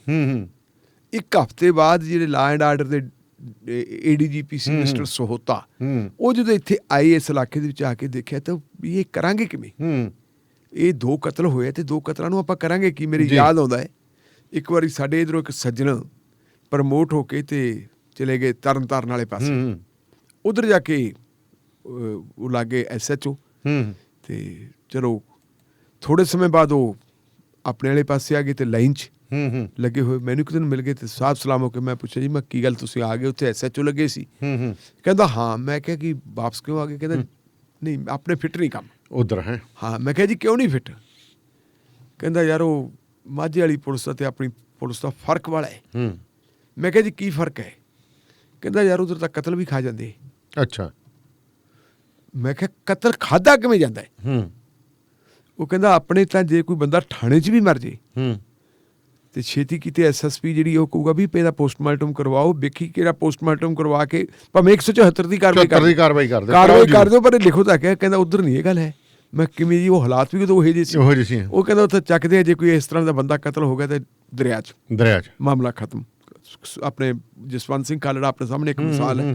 ਕਹਿੰਦਾ ਮੈਂ ਕਹਿੰਦਾ ਆਪਣੇ ਮੈਥੋਂ ਆਪਾਂ ਤੋਂ ਇਹ ਕੰਮ ਨਹੀਂ ਹੁੰਦਾ, ਮੈਂ ਤਾਂ ਵਾਪਸ ਆ ਗਿਆ ਭਾਈ, ਚਲੋ ਵੱਧ ਤੋਂ ਵੱਧ ਅਸੀਂ ਲੈ ਮੈਂ ਠੀਕ ਹੈ। ਹੁਣ ਇਹ ਜਿਹੜੇ ਹੈਗੇ ਆ ਮੈਨੂੰ ਦਾਨੇਵਾਲੀਆ ਸਾਹਿਬ ਇਹ ਕਹਿਣਾ ਪੈਂਦਾ ਕਿ 2015 ਦੇ ਵਿੱਚ ਜੀ ਇੱਥੇ ਵੀ ਕਤਲ 2 ਖਾਧੇ ਜਾ ਰਹੇ ਸੀ। ਜਿਹੜੇ ਪੁਲਿਸ ਨੇ ਬੰਦੇ ਕਤਲ ਕੀਤੇ ਉਹਨਾਂ ਦਾ 7 ਦਿਨ FIR ਨਾ ਦਰਜ ਹੋਵੇ ਤੇ 7 ਦਿਨਾਂ ਬਾਅਦ ਜਦੋਂ ਸਹੋਤਾ ਸਾਹਿਬ ਆਉਂਦੇ ਆ ਤੇ ਉਹਨਾਂ ਨੂੰ ਲੋੜ ਮਹਿਸੂਸ ਹੋਈ ਕਿ FIR ਤਾਂ ਦਰਜ ਕਰਨੀ ਪੈਣੀ ਹੈ ਤੇ ਫਿਰ ਅਣਪਛਾਤੀ ਪੁਲਿਸ ਦੇ ਖਿਲਾਫ FIR ਦਰਜ ਹੋ ਗਈ। ਉਹ ਉੱਥੇ ਦੀ ਉੱਥੇ ਖੜੀ ਰਹੀ, ਲੋਕਾਂ ਦੀ ਧੂ ਘੜੀਸਣ ਦੀ ਰਹੀ, ਵਿਚਾਰੇ ਉਹ ਪੇਸ਼ੀਆਂ ਭੁਗਤਦੇ ਰਹੇ। ਸਿੱਖ ਪ੍ਰਚਾਰਕ ਜਿਹੜੇ ਹੈਗੇ ਆ ਆਮ ਲੋਕ ਆ ਸੜਕਾਂ ਤੇ ਆ ਗਏ। ਤੁਸੀਂ ਉਹ ਯਾਦ ਕਰੋ ਉਸ ਵੇਲੇ ਦਾ ਟਾਈਮ 2015 ਵਾਲਾ ਕਿੱਡਾ ਕੀ ਹੋਇਆ ਸੀ, ਕੁਛ ਨਹੀਂ ਦਿੰਦਾ ਸੀ ਲੋਕਾਂ ਨੂੰ। ਸਾਰੇ ਪਾਸੇ ਬਸ ਇੱਕ ਬੇਅਦਬੀ ਮਤਲਬ ਹਰ ਇੱਕ ਬੰਦਾ ਅੰਬਿਆ ਪਿਆ ਸੀ, ਚਾਹੇ ਹਿੰਦੂ ਸੀ, ਚਾਹੇ ਉਹ ਸਿੱਖ ਸੀ, ਚਾਹੇ ਉਹ ਮੁਸਲਮਾਨ, ਚਾਹੇ ਈਸਾਈ, ਕੋਈ ਵੀ ਸੀ ਜੀ। ਪੰਜਾਬ ਦਾ ਹਰ ਵਸਨੀਕ ਕਾਲੇ ਦੌਰ 'ਚ ਇੰਨਾ ਲੰਮਾ ਬੰਦ ਨਹੀਂ ਰਿਹਾ ਜਦੋਂ ਉਦੋਂ ਬੰਦ ਰਿਹਾ। ਉਦੋਂ ਦੌਰ ਐਡੇ ਬੰਦ ਹੋਏ ਸੀਗੇ। ਚਲੋ ਫਿਰ ਕਮਿਸ਼ਨ ਬਣਾਤਾ ਬਾਦਲ ਸਾਹਿਬ ਨੇ ਜੀ। ਕਮਿਸ਼ਨ ਦਾ ਨਾਂ ਸੀਗਾ ਜੋਰਾ ਸਿੰਘ ਕਮਿਸ਼ਨ। ਜੋਰਾ ਸਿੰਘ ਕਮਿਸ਼ਨ ਨੇ ਜਿੰਨੀ ਚਲੋ ਉਹਨਾਂ ਨੇ ਮਿਹਨਤ ਕੀਤੀ, ਆਪਣੀ ਉਹਨਾਂ ਨੇ ਰਿਪੋਰਟ ਦਿੱਤੀ ਤੇ ਉਹ ਰਿਪੋਰਟ ਨੂੰ ਤਾਂ ਫਿਰ ਆਪਾਂ ਹਵਾ ਹੀ ਨਹੀਂ ਲੋਈ ਸੀ। ਉਹ ਤਾਂ ਰਿਪੋਰਟ ਕੋਈ ਰਿਸੀਵ ਕਰਨ ਵਾਲੇ ਹੈ ਨਹੀਂ ਸੀ। ਸੈਕਟਰੀਏਟ ਦੇ ਵਿੱਚ ਵਿਚਾਰਾ ਜਾ ਕੇ ਫੜਾਇਆ ਸੀ ਕਿਸੇ ਬਹੁਤ ਛੋਟੇ ਅਧਿਕਾਰੀ ਨੇ ਵੀ ਆ ਲਓ ਜੀ ਫੜ ਲਓ, ਕਿਸੇ ਨੇ ਉਹਨੂੰ ਪੜ੍ਹਿਆ ਨਹੀਂ। 2017 ਚ ਸਰਕਾਰ ਬਦਲ ਗਈ ਤੇ ਸਰਕਾਰ ਜਿਹੜੀ ਉਦੋਂ ਅਕਾਲੀ ਦਲ ਦਾ ਬੁਰਾ ਹਾਲ ਹੋਇਆ ਤੇ ਮੌਜੂਦਾ ਸਰਕਾਰ ਜੇ ਆਈ ਸੀ ਤੇ ਇਹਦਾ ਕਾਰਨ 2 ਸੀ। ਇੱਕ ਤਾਂ ਇਹ ਸੀ ਕਿ ਕੈਪਟਨ ਸਾਹਿਬ ਨੇ ਕਿਹਾ ਸੀ ਅਸੀਂ ਨਸ਼ੇ ਦਾ ਲੱਕ ਤੋੜ ਦਿਆਂਗੇ। ਹੁਣ ਉਹਨਾਂ ਦੀ ਭਾਸ਼ਾ 'ਚ ਮੈਂ ਕਹਿ ਰਿਹਾ, ਉਹਨਾਂ ਨੇ ਹੁਣ ਇਹ ਗੱਲ ਕਲੀਅਰੀਫਾਈ ਕੀਤਾ ਹੈ ਕਿ ਖਤਮ ਕਰਨ ਵਾਲੀ ਗੱਲ ਨਹੀਂ ਕਹੀ ਸੀ, ਲੱਕ ਤੋੜਨ ਦੀ ਗੱਲ। ਚਲੋ ਕਹਿੰਦੇ ਜੀ ਅਸੀਂ ਲੱਕ ਤੋੜਤਾ। ਦੂਜੀ ਜਿਹੜੀ ਹੈਗੀ ਸੀ ਬੇਅਦਬੀ ਦੇ ਦੋਸ਼ੀਆਂ ਨੂੰ, ਸੱਪ ਦੇ ਜਿਵੇਂ ਵਿਚਾਲੇ ਜੇ ਡਾਂਗ ਮਾਰਦੇ ਹੋਵੇ, ਹਾਂ ਬੇਅਦਬੀ ਦੇ ਦੋਸ਼ੀਆਂ ਨੂੰ ਸਜ਼ਾ ਦਵਾਵਾਂਗੇ। ਇਹਦੇ ਤੇ ਰਣਜੀਤ ਸਿੰਘ ਕਮਿਸ਼ਨ ਬਣ ਗਿਆ। ਰਣਜੀਤ ਸਿੰਘ ਕਮਿਸ਼ਨ ਨੇ ਬਹੁਤ ਮਿਹਨਤ ਕੀਤੀ, ਜਿੰਨੀ ਵੀ ਕਹਿ ਦੀ ਆਪਾਂ ਉਹਨੂੰ ਤਾਰੀਫ ਕਰੀਏ ਥੋੜੀ ਹੈ। ਉਹਨਾਂ ਨੇ ਬਹੁਤ ਮਿਹਨਤ ਕਰਕੇ ਇੱਕ ਰਿਪੋਰਟ ਤਿਆਰ ਕਰਤੀ। ਉਹ ਰਿਪੋਰਟ ਜਿਹੜੀ ਹੈਗੀ ਹੈ ਪੰਜਾਬ ਦੀ ਵਿਧਾਨ ਸਭਾ 'ਚ ਡਿਸਕਸ ਹੁੰਦੀ ਹੈ ਜੀ। ਔਰ ਉੱਥੇ ਡਿਸਕਸ ਹੋਣ ਤੋਂ ਬਾਅਦ ਉਹ ਇੱਕ ਫੈਸਲਾ ਕਰਦੇ ਆ ਕਿ ਜਿਹੜੇ ਪਹਿਲੇ 2 ਕੇਸ ਆ ਗੁਰੂ ਗ੍ਰੰਥ ਸਾਹਿਬ ਦੀ ਚੋਰੀ ਦਾ ਔਰ ਜਿਹੜੇ ਹੈਗੇ ਆ ਅੰਗਾਂ ਦੇ ਬੇਅਦਬੀ ਹੋਣ ਵਾਲਾ ਮਾਮਲਾ, ਉਹ ਦੋਨੇ ਕੇਸ ਬਾਦਲ ਸਾਹਿਬ ਨੇ CBI ਨੂੰ ਦਿੱਤੇ ਸੀ ਕਿ CBI ਗਾਂ ਜਿਹੜੀ ਹੈਗੀ ਡੱਕਾ ਨਹੀਂ ਤੋੜ ਰਹੀ, ਉਹ ਤਾਂ ਰੋਕ ਰਹੀ ਹੈ। ਤੇ ਲਾਸਟ ਮੂਵਮੈਂਟ ਤੱਕ ਆਪਾਂ ਨੂੰ ਪਤਾ ਹੀ ਹੈ ਵੀ CBI ਉਹਨਾਂ ਕੇਸਾਂ ਨੂੰ ਗਾਂ ਨਹੀਂ ਤੁਰਨ ਦੀ ਸੀ। ਇਲਜ਼ਾਮ ਬਾਰ-ਬਾਰ ਇਹ ਲੱਗਦੇ ਸੀ ਵੀ CBI ਕਿਉਂ ਨਹੀਂ ਤੁਰਦੀ, ਕਿਉਂਕਿ ਜਦੋਂ ਪੰਜਾਬ ਤੇ ਹਰਿਆਣਾ ਹਾਈ ਕੋਰਟ ਨੇ ਫੈਸਲਾ ਕਰਤਾ ਹਾਂ ਵੀ ਇਹ CBI ਉਹ ਕੇਸ ਵਾਪਸ ਕਿਉਂ ਨਹੀਂ ਦਿੰਦੀ ਸੀ, ਉਦੋਂ ਪਤਾ ਲੱਗਦਾ ਸੀ ਕਿ CBI ਦੇ ਉੱਪਰਲਾ ਡੰਡਾ ਹੈ, ਕਿਉਂਕਿ ਅਕਾਲੀ ਦਲ BJP ਦੇ ਨਾਲ ਕੁਲੀਸ਼ਨ ਦਾ ਹਿੱਸੇਦਾਰ ਸੀਗਾ, ਇਸ ਕਰਕੇ ਸੀ ਉਹਦਾ ਹੁੰਦਾ। ਚਲੋ ਲਓ ਜੀ, ਇਹਦੇ ਤੇ SIT ਬਣਾਤੀ। SIT ਦੇ ਵਿੱਚ ਵੱਡੇ ਜਦੋਂ ਆਏ ਵੀ ਲਿਆਓ ਜੀ ਵੱਡੇ ਅਫਸਰਾਂ ਨੂੰ ਪਾਈਏ, ਤੇ ਬਹੁਤੇ ਅਫਸਰਾਂ ਨੇ ਤਾਂ ਨਾਲ ਦੀ ਨਾਲ ਹੀ ਘੇਸਲ ਮਾਰ ਲਈ, ਅਸੀਂ ਨਹੀਂ ਜੀ ਆਂਦੇ। ਅੱਛਾ, ਬੜਾਈਆਂ ਲੋਕ ਸਵਾਲ ਕਰੀ ਜਾਂਦੇ ਵੀ ਇਹ ਤੋਂ ਬਿਨਾ ਹੋਰ ਕੋਈ ਅਫਸਰ ਕਿਉਂ ਨਹੀਂ ਦਿੰਦਾਗਾ ਆਪਣੇ ਕੁੰਵਰ ਵਿਜੇ ਪ੍ਰਤਾਪ ਤੋਂ? ਅਫਸਰ ਜਿਹੜੇ ਲਾਏ ਸੀ ਤੁਸੀਂ ਉਹਨਾਂ ਅਫਸਰਾਂ ਦਾ ਦੇਖੋ, ਜਿਹੜੇ ਲਾਏ ਸੀ ਉਹਨਾਂ ਅਫਸਰਾਂ ਦੇ ਵਿੱਚੋਂ 4 ਬੰਦਿਆਂ ਜਦੋਂ ਸ਼ੁਰੂ ਦੇ ਵਿੱਚ ਤੁਸੀਂ ਯਾਦ ਕਰੋ ਵੀ ਪ੍ਰਕਾਸ਼ ਸਿੰਘ ਬਾਦਲ ਨੂੰ ਕੁਐਸਚਨਿੰਗ ਕੀਤੀ ਹੈ ਜੀ। ਪ੍ਰਕਾਸ਼ ਸਿੰਘ ਬਾਦਲ ਨੂੰ ਕੁਐਸਚਨ ਕਰਨ ਵਾਲਾ ਕੌਣ ਸੀਗਾ? ਕੰਵਰ ਵਿਜੇ ਪ੍ਰਤਾਪ ਸਿੰਘ। ਸੁਖਬੀਰ ਸਿੰਘ ਬਾਦਲ ਨੂੰ ਕੁਐਸਚਨਿੰਗ ਕਿਹਨੇ ਕੀਤੀ ਹੈ? ਕੰਵਰ ਵਿਜੇ ਪ੍ਰਤਾਪ ਸਿੰਘ ਜੀ। ਉਮਰਾ ਨੰਗਲ ਨੂੰ ਗ੍ਰਿਫਤਾਰ ਕਿਹਨੇ ਕੀਤਾ? ਕੰਵਰ ਵਿਜੇ ਪ੍ਰਤਾਪ ਸਿੰਘ ਨੇ। ਚਰਨਜੀਤ ਸ਼ਰਮੇ ਨੂੰ ਕਿਹਨੇ ਗ੍ਰਿਫਤਾਰ ਕੀਤਾ? ਕੰਵਰ ਵਿਜੇ ਪ੍ਰਤਾਪ ਸਿੰਘ ਨੇ। ਉਸ ਵੇਲੇ ਤੁਸੀਂ ਦੇਖੋ ਕਿ ਜਿਹੜੇ ਬਾਕੀ 4 ਸੀ ਜੀ, ਉਹਨਾਂ 4 ਨੇ ਤਾਂ ਕਹਿੰਦੇ ਜੀ ਲਿਖ ਕੇ ਦਿੱਤਾ ਸੀ ਮੁੱਖ ਮੰਤਰੀ ਨੂੰ ਵੀ ਤਾਂ ਆਪਦੀ ਮਨਮਰਜ਼ੀ ਕਰਦਾ। ਲੇਕਿਨ ਕੰਵਰ ਵਿਜੇ ਪ੍ਰਤਾਪ ਸਿੰਘ ਇਹ ਗੱਲ ਕਹਿੰਦਾ ਸੀਗਾ ਕਿ ਮੈਂ ਜਿਹੜਾ ਹੈਗਾ ਮੈਂ ਤਾਂ ਆਪਣੇ ਪੇਸ਼ੇ ਨੂੰ ਸਮਰਪਿਤ ਹਾਂ ਜੀ, ਮੈਂ ਪ੍ਰੋਫੈਸ਼ਨਲ ਬੰਦਾ, ਮੇਰੇ ਨਾਲ ਤਾਂ ਨਾ ਕਾਹੂ ਸੇ ਦੋਸਤੀ ਤੇ ਨਾ ਕਾਹੂ ਸੇ ਬੈਰ। ਉਹ ਬੰਦਾ ਲੈ ਕੇ ਆ ਗਿਆ ਜੀ। 2019 ਦੀਆਂ ਚੋਣਾਂ ਵੇਲੇ ਦੇਖੋ ਤੁਸੀਂ, 2019 ਦੀਆਂ ਲੋਕ ਸਭਾ ਦੀਆਂ ਚੋਣਾਂ ਉਹ ਹੈ ਤਾਂ SIT 'ਚ ਜੀ। SIT ਪੜਤਾਲ ਕਾਹਦੀ ਕਰਦੀ ਹੈ? ਬੇਅਦਬੀ ਦੀ। ਇਲੈਕਸ਼ਨ ਕਮਿਸ਼ਨ ਕੋਲ ਕੰਪਲੇਂਟ ਹੋ ਜਾਂਦੀ ਹੈ ਕੰਵਰ ਵਿਜੇ ਪ੍ਰਤਾਪ ਦੀ, ਇਹਨੂੰ ਜੀ SIT 'ਚੋਂ ਕੱਢ ਦਿਓ ਤਾਂ ਚੋਣਾਂ ਨੂੰ ਪ੍ਰਭਾਵਿਤ ਕਰੂਗਾ। ਚੋਣਾਂ ਨੂੰ ਕਿੱਧਰ ਪ੍ਰਭਾਵਿਤ ਕਰੂਗਾ? ਕਿਹੜਾ ਰੇਂਜ 'ਚ ਲੱਗਿਆ ਸੀ? ਕੰਵਰ ਵਿਜੇ ਪ੍ਰਤਾਪ ਸਿੰਘ ਕਿਸੇ ਰੇਂਜ ਦਾ DIG ਨਹੀਂ ਸੀਗਾ, ਉਹ ਤਾਂ SIT ਦੇ ਪਾਸੇ ਕੱਢਿਆ ਬੈਠਾ ਸੀ। ਇਲੈਕਸ਼ਨ ਕਮਿਸ਼ਨ ਨੇ ਕਹਿਤਾ ਜੀ ਇਹਨੂੰ SIT 'ਚੋਂ ਹਟਾ ਦਿਓ। ਹਟਾਤਾ। ਇਲੈਕਸ਼ਨ ਕਮਿਸ਼ਨ ਦੀ ਹਾਲਤ ਵੀ ਆ ਉਹੀ ਜਿਹੜੀ ਆ ਉਹਨੇ ਕਿਹਾ ਮੋਦੀ ਕੋਡ ਆਫ ਕੰਡਕਟ ਵਾਲੀ ਹਾਂ ਉੱਥੇ ਉਹ ਹਟਾਤਾ, ਪਾਸੇ ਹੋ ਕੇ ਬਹਿ ਗਏ। ਉਹ ਤੋਂ ਬਾਅਦ ਜਿੱਤ ਸਰਕਾਰ ਨੇ ਫੇਰ ਲਾਤਾ, ਫੇਰ ਆ ਗਿਆ। ਮਤਲਬ ਇਹ ਗੱਲ ਤਾਂ ਸਾਰੀ ਦੁਨੀਆ ਮੰਨਦੀ ਹੈ ਸਵਾਏ ਅਕਾਲੀ ਦਲ ਤੋਂ ਕਿ ਕੰਵਰ ਵਿਜੇ ਪ੍ਰਤਾਪ ਸਿੰਘ ਬਹੁਤ ਇਮਾਨਦਾਰ ਬੰਦਾ ਹੈ। ਕੰਵਰ ਵਿਜੇ ਪ੍ਰਤਾਪ ਸਿੰਘ ਕਿਸੇ ਵੀ ਪੋਲੀਟੀਕਲ ਬੰਦੇ ਤੋਂ ਪ੍ਰਭਾਵਿਤ ਨਹੀਂ ਹੁੰਦਾ। ਉਹ ਤੋਂ ਕੋਈ ਬੰਦਾ ਗਲਤ ਕੰਮ ਨਹੀਂ ਕਰਵਾ ਸਕਦਾ। ਜੇ ਚਲੋ ਸਾਹਿਬ ਨੂੰ ਉਹ ਤਾਂ ਹੋ ਜੇ ਹਾਂ, ਪਰ ਉਹ ਕਿਸੇ ਦੇ ਕਹਿਣ ਦੇ ਉੱਤੇ ਗਲਤ ਕੰਮ ਨਹੀਂ ਕਰਦਾ। ਸੋਸ਼ਲ ਮੀਡੀਆ ਤੇ ਆਪਾਂ ਦੇਖਿਆ ਕਿ ਬਾਦਲ ਸਾਹਿਬ ਨੇ ਜਦੋਂ ਚੱਲਦਾ ਸੀ, ਬਾਦਲ ਸਾਹਿਬ ਨੇ ਕਿਹਾ ਕਾਕਾ ਸਰਕਾਰਾਂ ਬਦਲਦੀਆਂ ਰਹਿੰਦੀਆਂ ਪਰ ਅਫਸਰਾਂ ਨੂੰ ਗਲਤ ਕੰਮ ਨਹੀਂ ਕਰਨੇ ਚਾਹੀਦੇ। ਨਾਲ ਦੀ ਨਾਲ ਕਾਊਂਟਰ ਕੁਐਸਚਨ ਕੀਤਾ ਸੀ, ਕਹਿੰਦਾ ਬਾਦਲ ਸਾਹਿਬ ਮੈਂ ਤੁਹਾਡੇ ਯੁੱਗ ਦੇ ਵਿੱਚ ਵੀ ਜ਼ਿਲ੍ਹਿਆਂ ਦਾ ਇੰਚਾਰਜ ਰਿਹਾ, ਕੀ ਤੁਸੀਂ ਮੈਨੂੰ ਕੋਈ ਗਲਤ ਕੰਮ ਕਿਹਾ ਸੀ? ਜੇ ਗਲਤ ਕਿਹਾ ਸੀ ਤਾਂ ਕੀ ਮੈਂ ਤੁਹਾਡੇ ਕਹਿਣ ਤੇ ਕੀਤਾ? ਜਦੋਂ ਮੈਂ ਤੁਹਾਡੇ ਕਹਿਣ ਤੇ ਕੁਝ ਨਹੀਂ ਕੀਤਾ ਤੇ ਹੁਣ ਕਿਵੇਂ ਕਰ ਮੈਂ ਹੁਣ ਕਿਸੇ ਦੇ ਕਹਿਣ ਤੇ ਕਿਵੇਂ ਕਰ ਦੂੰਗਾ? ਹਾਲਾਂਕਿ ਆਪਾਂ ਨੂੰ ਪਤਾ ਕਿ ਉਹ ਹਕੂਮਤ ਦਾ ਤੇ ਇਸ ਹਕੂਮਤ ਦਾ ਫਰਕ ਹੈ। ਉਹਨੇ ਚਲੋ ਯਾਰ ਕੀਤਾ ਕਰਾਇਆ। ਹੁਣ ਇਹ ਹੈ ਕਿ ਜਦੋਂ ਉਹਨੇ 9 ਚਲਾਨ ਪੇਸ਼ ਕਰਤੇ ਤੇ 10ਵੇਂ ਬਾਰੇ ਉਹਨੇ ਕਹਿ ਦਿੱਤਾ ਜੀ ਤਿਆਰ ਹੈ ਜਮਾ, ਅਸੀਂ ਤਾਂ ਪੇਸ਼ ਕਰਦੇ ਨੇ, ਮੇਰਾ ਚਲਾਨ ਤਿਆਰ ਹੈ, ਮੈਨੂੰ ਪ੍ਰਵਾਨਗੀ ਚਾਹੀਦੀ ਹੈ ਥੋੜੀ ਬਹੁਤੀ। ਜਿਹਨੇ ਕੋਈ ਚਲਾਨ ਚੈਕਿੰਗ 'ਚ ਪਿਆ ਸੀ ਉਦੋਂ ਬਾਅਦ ਆਪਾਂ ਕਰ ਦਿਆਂਗੇ। ਤੇ ਉਹਦੇ ਵੇਲੇ ਫਿਰ ਨਾਲ ਦੀ ਨਾਲ ਤੁਸੀਂ ਦੇਖੋ ਕਿ ਇੱਕ ਪਟੀਸ਼ਨਾਂ ਹੋ ਜਾਂਦੀਆਂ। ਪਟੀਸ਼ਨਾਂ ਇੱਕ ਦਿਨ ਨਹੀਂ ਹੋਈਆਂ, ਪਟੀਸ਼ਨਾਂ ਪਹਿਲਾਂ ਵੀ ਹੁੰਦੀਆਂ ਰਹੀਆਂ ਕਿ ਜੀ ਕੰਵਰ ਵਿਜੇ ਪ੍ਰਤਾਪ ਸਿੰਘ ਨੂੰ ਇਨਕੁਆਰੀ ਤੋਂ ਅਲੱਗ ਕਰ ਦਿਓ। ਪਹਿਲਾਂ ਰਣਵੀਰ ਸਿੰਘ ਖੱਟੜੇ ਨੂੰ ਅਲੱਗ ਕਰਵਾਇਆ, ਇਹਨੂੰ ਜੀ ਅਲੱਗ ਕਰ ਦਿਓ ਜੀ, ਤਾਂ ਇਹ ਤਾਂ ਬੈਸਟ ਹੈ ਅਲੱਗ ਹੋਣ ਦੀ ਗੱਲ। ਹੁਣ ਜਿਹੜੇ ਅਖੀਰ ਦੇ ਉੱਤੇ ਮੈਂ ਜ਼ਿੰਮੇਵਾਰੀ ਨਾਲ ਕਹਿ ਰਿਹਾ ਹੁਣ ਜਿਹੜੀ ਗੱਲ ਕਹੂੰਗਾ ਉਹ ਇਹ ਹੈ ਕਿ ਕੁਛ ਦਿਨ ਪਹਿਲਾਂ ਫੈਸਲੇ ਤੋਂ ਕੁਛ ਦਿਨ ਪਹਿਲਾਂ ਅਕਾਲੀ ਦਲ ਦੇ ਜਿਹੜੇ ਵੱਡੇ ਵੱਡੇ ਲੋਕ ਹੈ ਇੱਕੋ ਹੀ ਫਾਰਮੈਟ ਜੀ ਉਹਦੇ ਉੱਤੇ ਮਤਲਬ ਇੱਕ ਸੋਸ਼ਲ ਮੀਡੀਆ ਤੇ ਚੱਲ ਰਿਹਾ ਟ੍ਰੈਂਡ ਜਿਹਨੇ ਬੇਅਦਬੀ ਕੀਤੀ ਹੈ ਉਹਦਾ ਕੱਖ ਨਾ ਰਹੇ। ਇਹ ਇੱਕ ਦੀ ਗੱਲ ਸੁਖਬੀਰ ਸਿੰਘ ਬਾਦਲ ਨੇ ਕਹੀ ਸੀ। ਉਹ ਚੀਜ਼ ਜਿਹੜੀ ਹੈਗੀ ਹੈ ਪਿਛਲੇ ਕਈ ਦਿਨਾਂ ਤੋਂ ਲਗਾਤਾਰ ਚੱਲਦੀ ਰਹੀ ਸੀ। ਇਹ ਕਿਉਂ ਚੱਲ ਰਹੀ ਸੀ? ਉਹ ਟ੍ਰੈਂਡਿੰਗ ਕਰਨੀ ਸੀ ਲੋਕਾਂ 'ਚ, ਟ੍ਰੈਂਡਿੰਗ ਲੋਕਾਂ 'ਚ ਕਰਨੀ ਸੀ। ਹੁਣ ਜਦੋਂ ਕੰਵਰ ਵਿਜੇ ਪ੍ਰਤਾਪ ਸਿੰਘ ਵਾਲੀ ਜਿਹੜੀ ਹੈਗੀ ਹੈ ਸਾਰੀ ਦੀ ਸਾਰੀ ਰੱਦ ਕਰਤੀ ਹਾਈ ਕੋਰਟ ਨੇ, ਕਹਿੰਦਾ ਜੀ ਰੱਦ ਜੀ, ਉਹ ਸਾਰਾ ਕੁਝ ਰੱਦ ਹੋ ਗਿਆ। ਰੱਦ ਹੋਣ ਤੋਂ ਬਾਅਦ ਸਭ ਤੋਂ ਪਹਿਲੀ ਖੁਸ਼ੀ ਕਿਹਨੇ ਮਨਾਈ ਹੈ? ਬਿਰਸਾ ਸਿੰਘ ਬਲਟੋਹਾ ਨੇ। ਕਿ ਦੇਖੋ ਜੀ ਆ ਗੱਲ ਸੁਖਬੀਰ ਸਿੰਘ ਬਾਦਲ ਵੀ ਖੁਸ਼ੀ ਮਨਾਈ ਜਾਂਦਾ ਜੀ। ਕੈਪਟਨ ਅਮਰਿੰਦਰ ਸਿੰਘ ਜੀ ਸਾਨੂੰ ਫਸਾਉਣਾ ਚਾਹੁੰਦਾ ਸੀ ਕੰਵਰ ਵਿਜੇ ਪ੍ਰਤਾਪ ਰਾਹੀਂ। ਹਾਈ ਕੋਰਟ ਦਾ ਫੈਸਲਾ ਬਹੁਤ ਵਧੀਆ ਜੀ।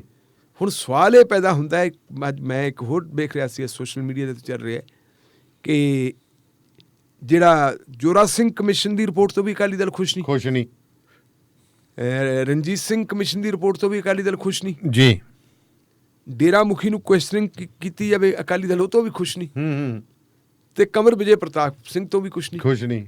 ਜੇ ਅੱਜ ਦੀਆਂ ਅਖਬਾਰਾਂ ਚੱਕ ਕੇ ਤੁਸੀਂ ਦੇਖ ਲਓ, ਕੱਲ੍ਹ ਦੀਆਂ ਤੇ ਅੱਜ ਦੀਆਂ, ਇਹਨਾਂ ਅਖਬਾਰਾਂ ਦੇ ਵਿੱਚ ਸਭ ਤੋਂ ਵੱਧ ਜੇ ਕਿਸੇ ਬੰਦੇ ਦੀ ਤਾਰੀਫ ਹੋ ਰਹੀ ਹੈ ਵੱਖ-ਵੱਖ ਧਿਰਾਂ ਵੱਲੋਂ ਤਾਂ ਉਹ ਕੰਵਰ ਵਿਜੇ ਪ੍ਰਤਾਪ ਸਿੰਘ ਦੀ ਹੋ ਰਹੀ। ਅਕਾਲੀ ਦਲ ਡੈਮੋਕ੍ਰੈਟਿਕ ਢੀਂਡਸਾ ਸਾਹਿਬ ਨੇ ਵੀ ਕਰਤੀ, ਉਹਨਾਂ ਦੇ ਗਰੁੱਪ ਨੇ ਵੀ ਕਰਤੀ, ਆਮ ਆਦਮੀ ਪਾਰਟੀ ਵਾਲਿਆਂ ਨੇ ਵੀ ਕਰ ਦਿੱਤੀ, ਨਿੱਕੀਆਂ ਪਾਰਟੀਆਂ ਜਿਹੜੀਆਂ ਉਹਨਾਂ ਨੇ ਵੀ ਕਰ ਦਿੱਤੀ ਹੈ। ਮੈਨੂੰ ਕੱਲ ਪੱਖੀ ਕਲਾਂ ਪਿੰਡ ਉੱਥੋਂ ਆਪਣੇ ਇੱਕ ਲਿਸਨਰ ਹੈ ਜੀ, ਮੇਰੇ ਹੁਣ ਦਿਮਾਗ 'ਚੋਂ ਨਾ ਨਿਕਲ ਗਿਆ ਉਹਨਾਂ ਦਾ ਮੈਨੂੰ ਟੈਲੀਫੋਨ ਆਇਆ, ਕਹਿੰਦੇ ਜੀ ਕੀ ਹੋਊਗਾ ਹੁਣ?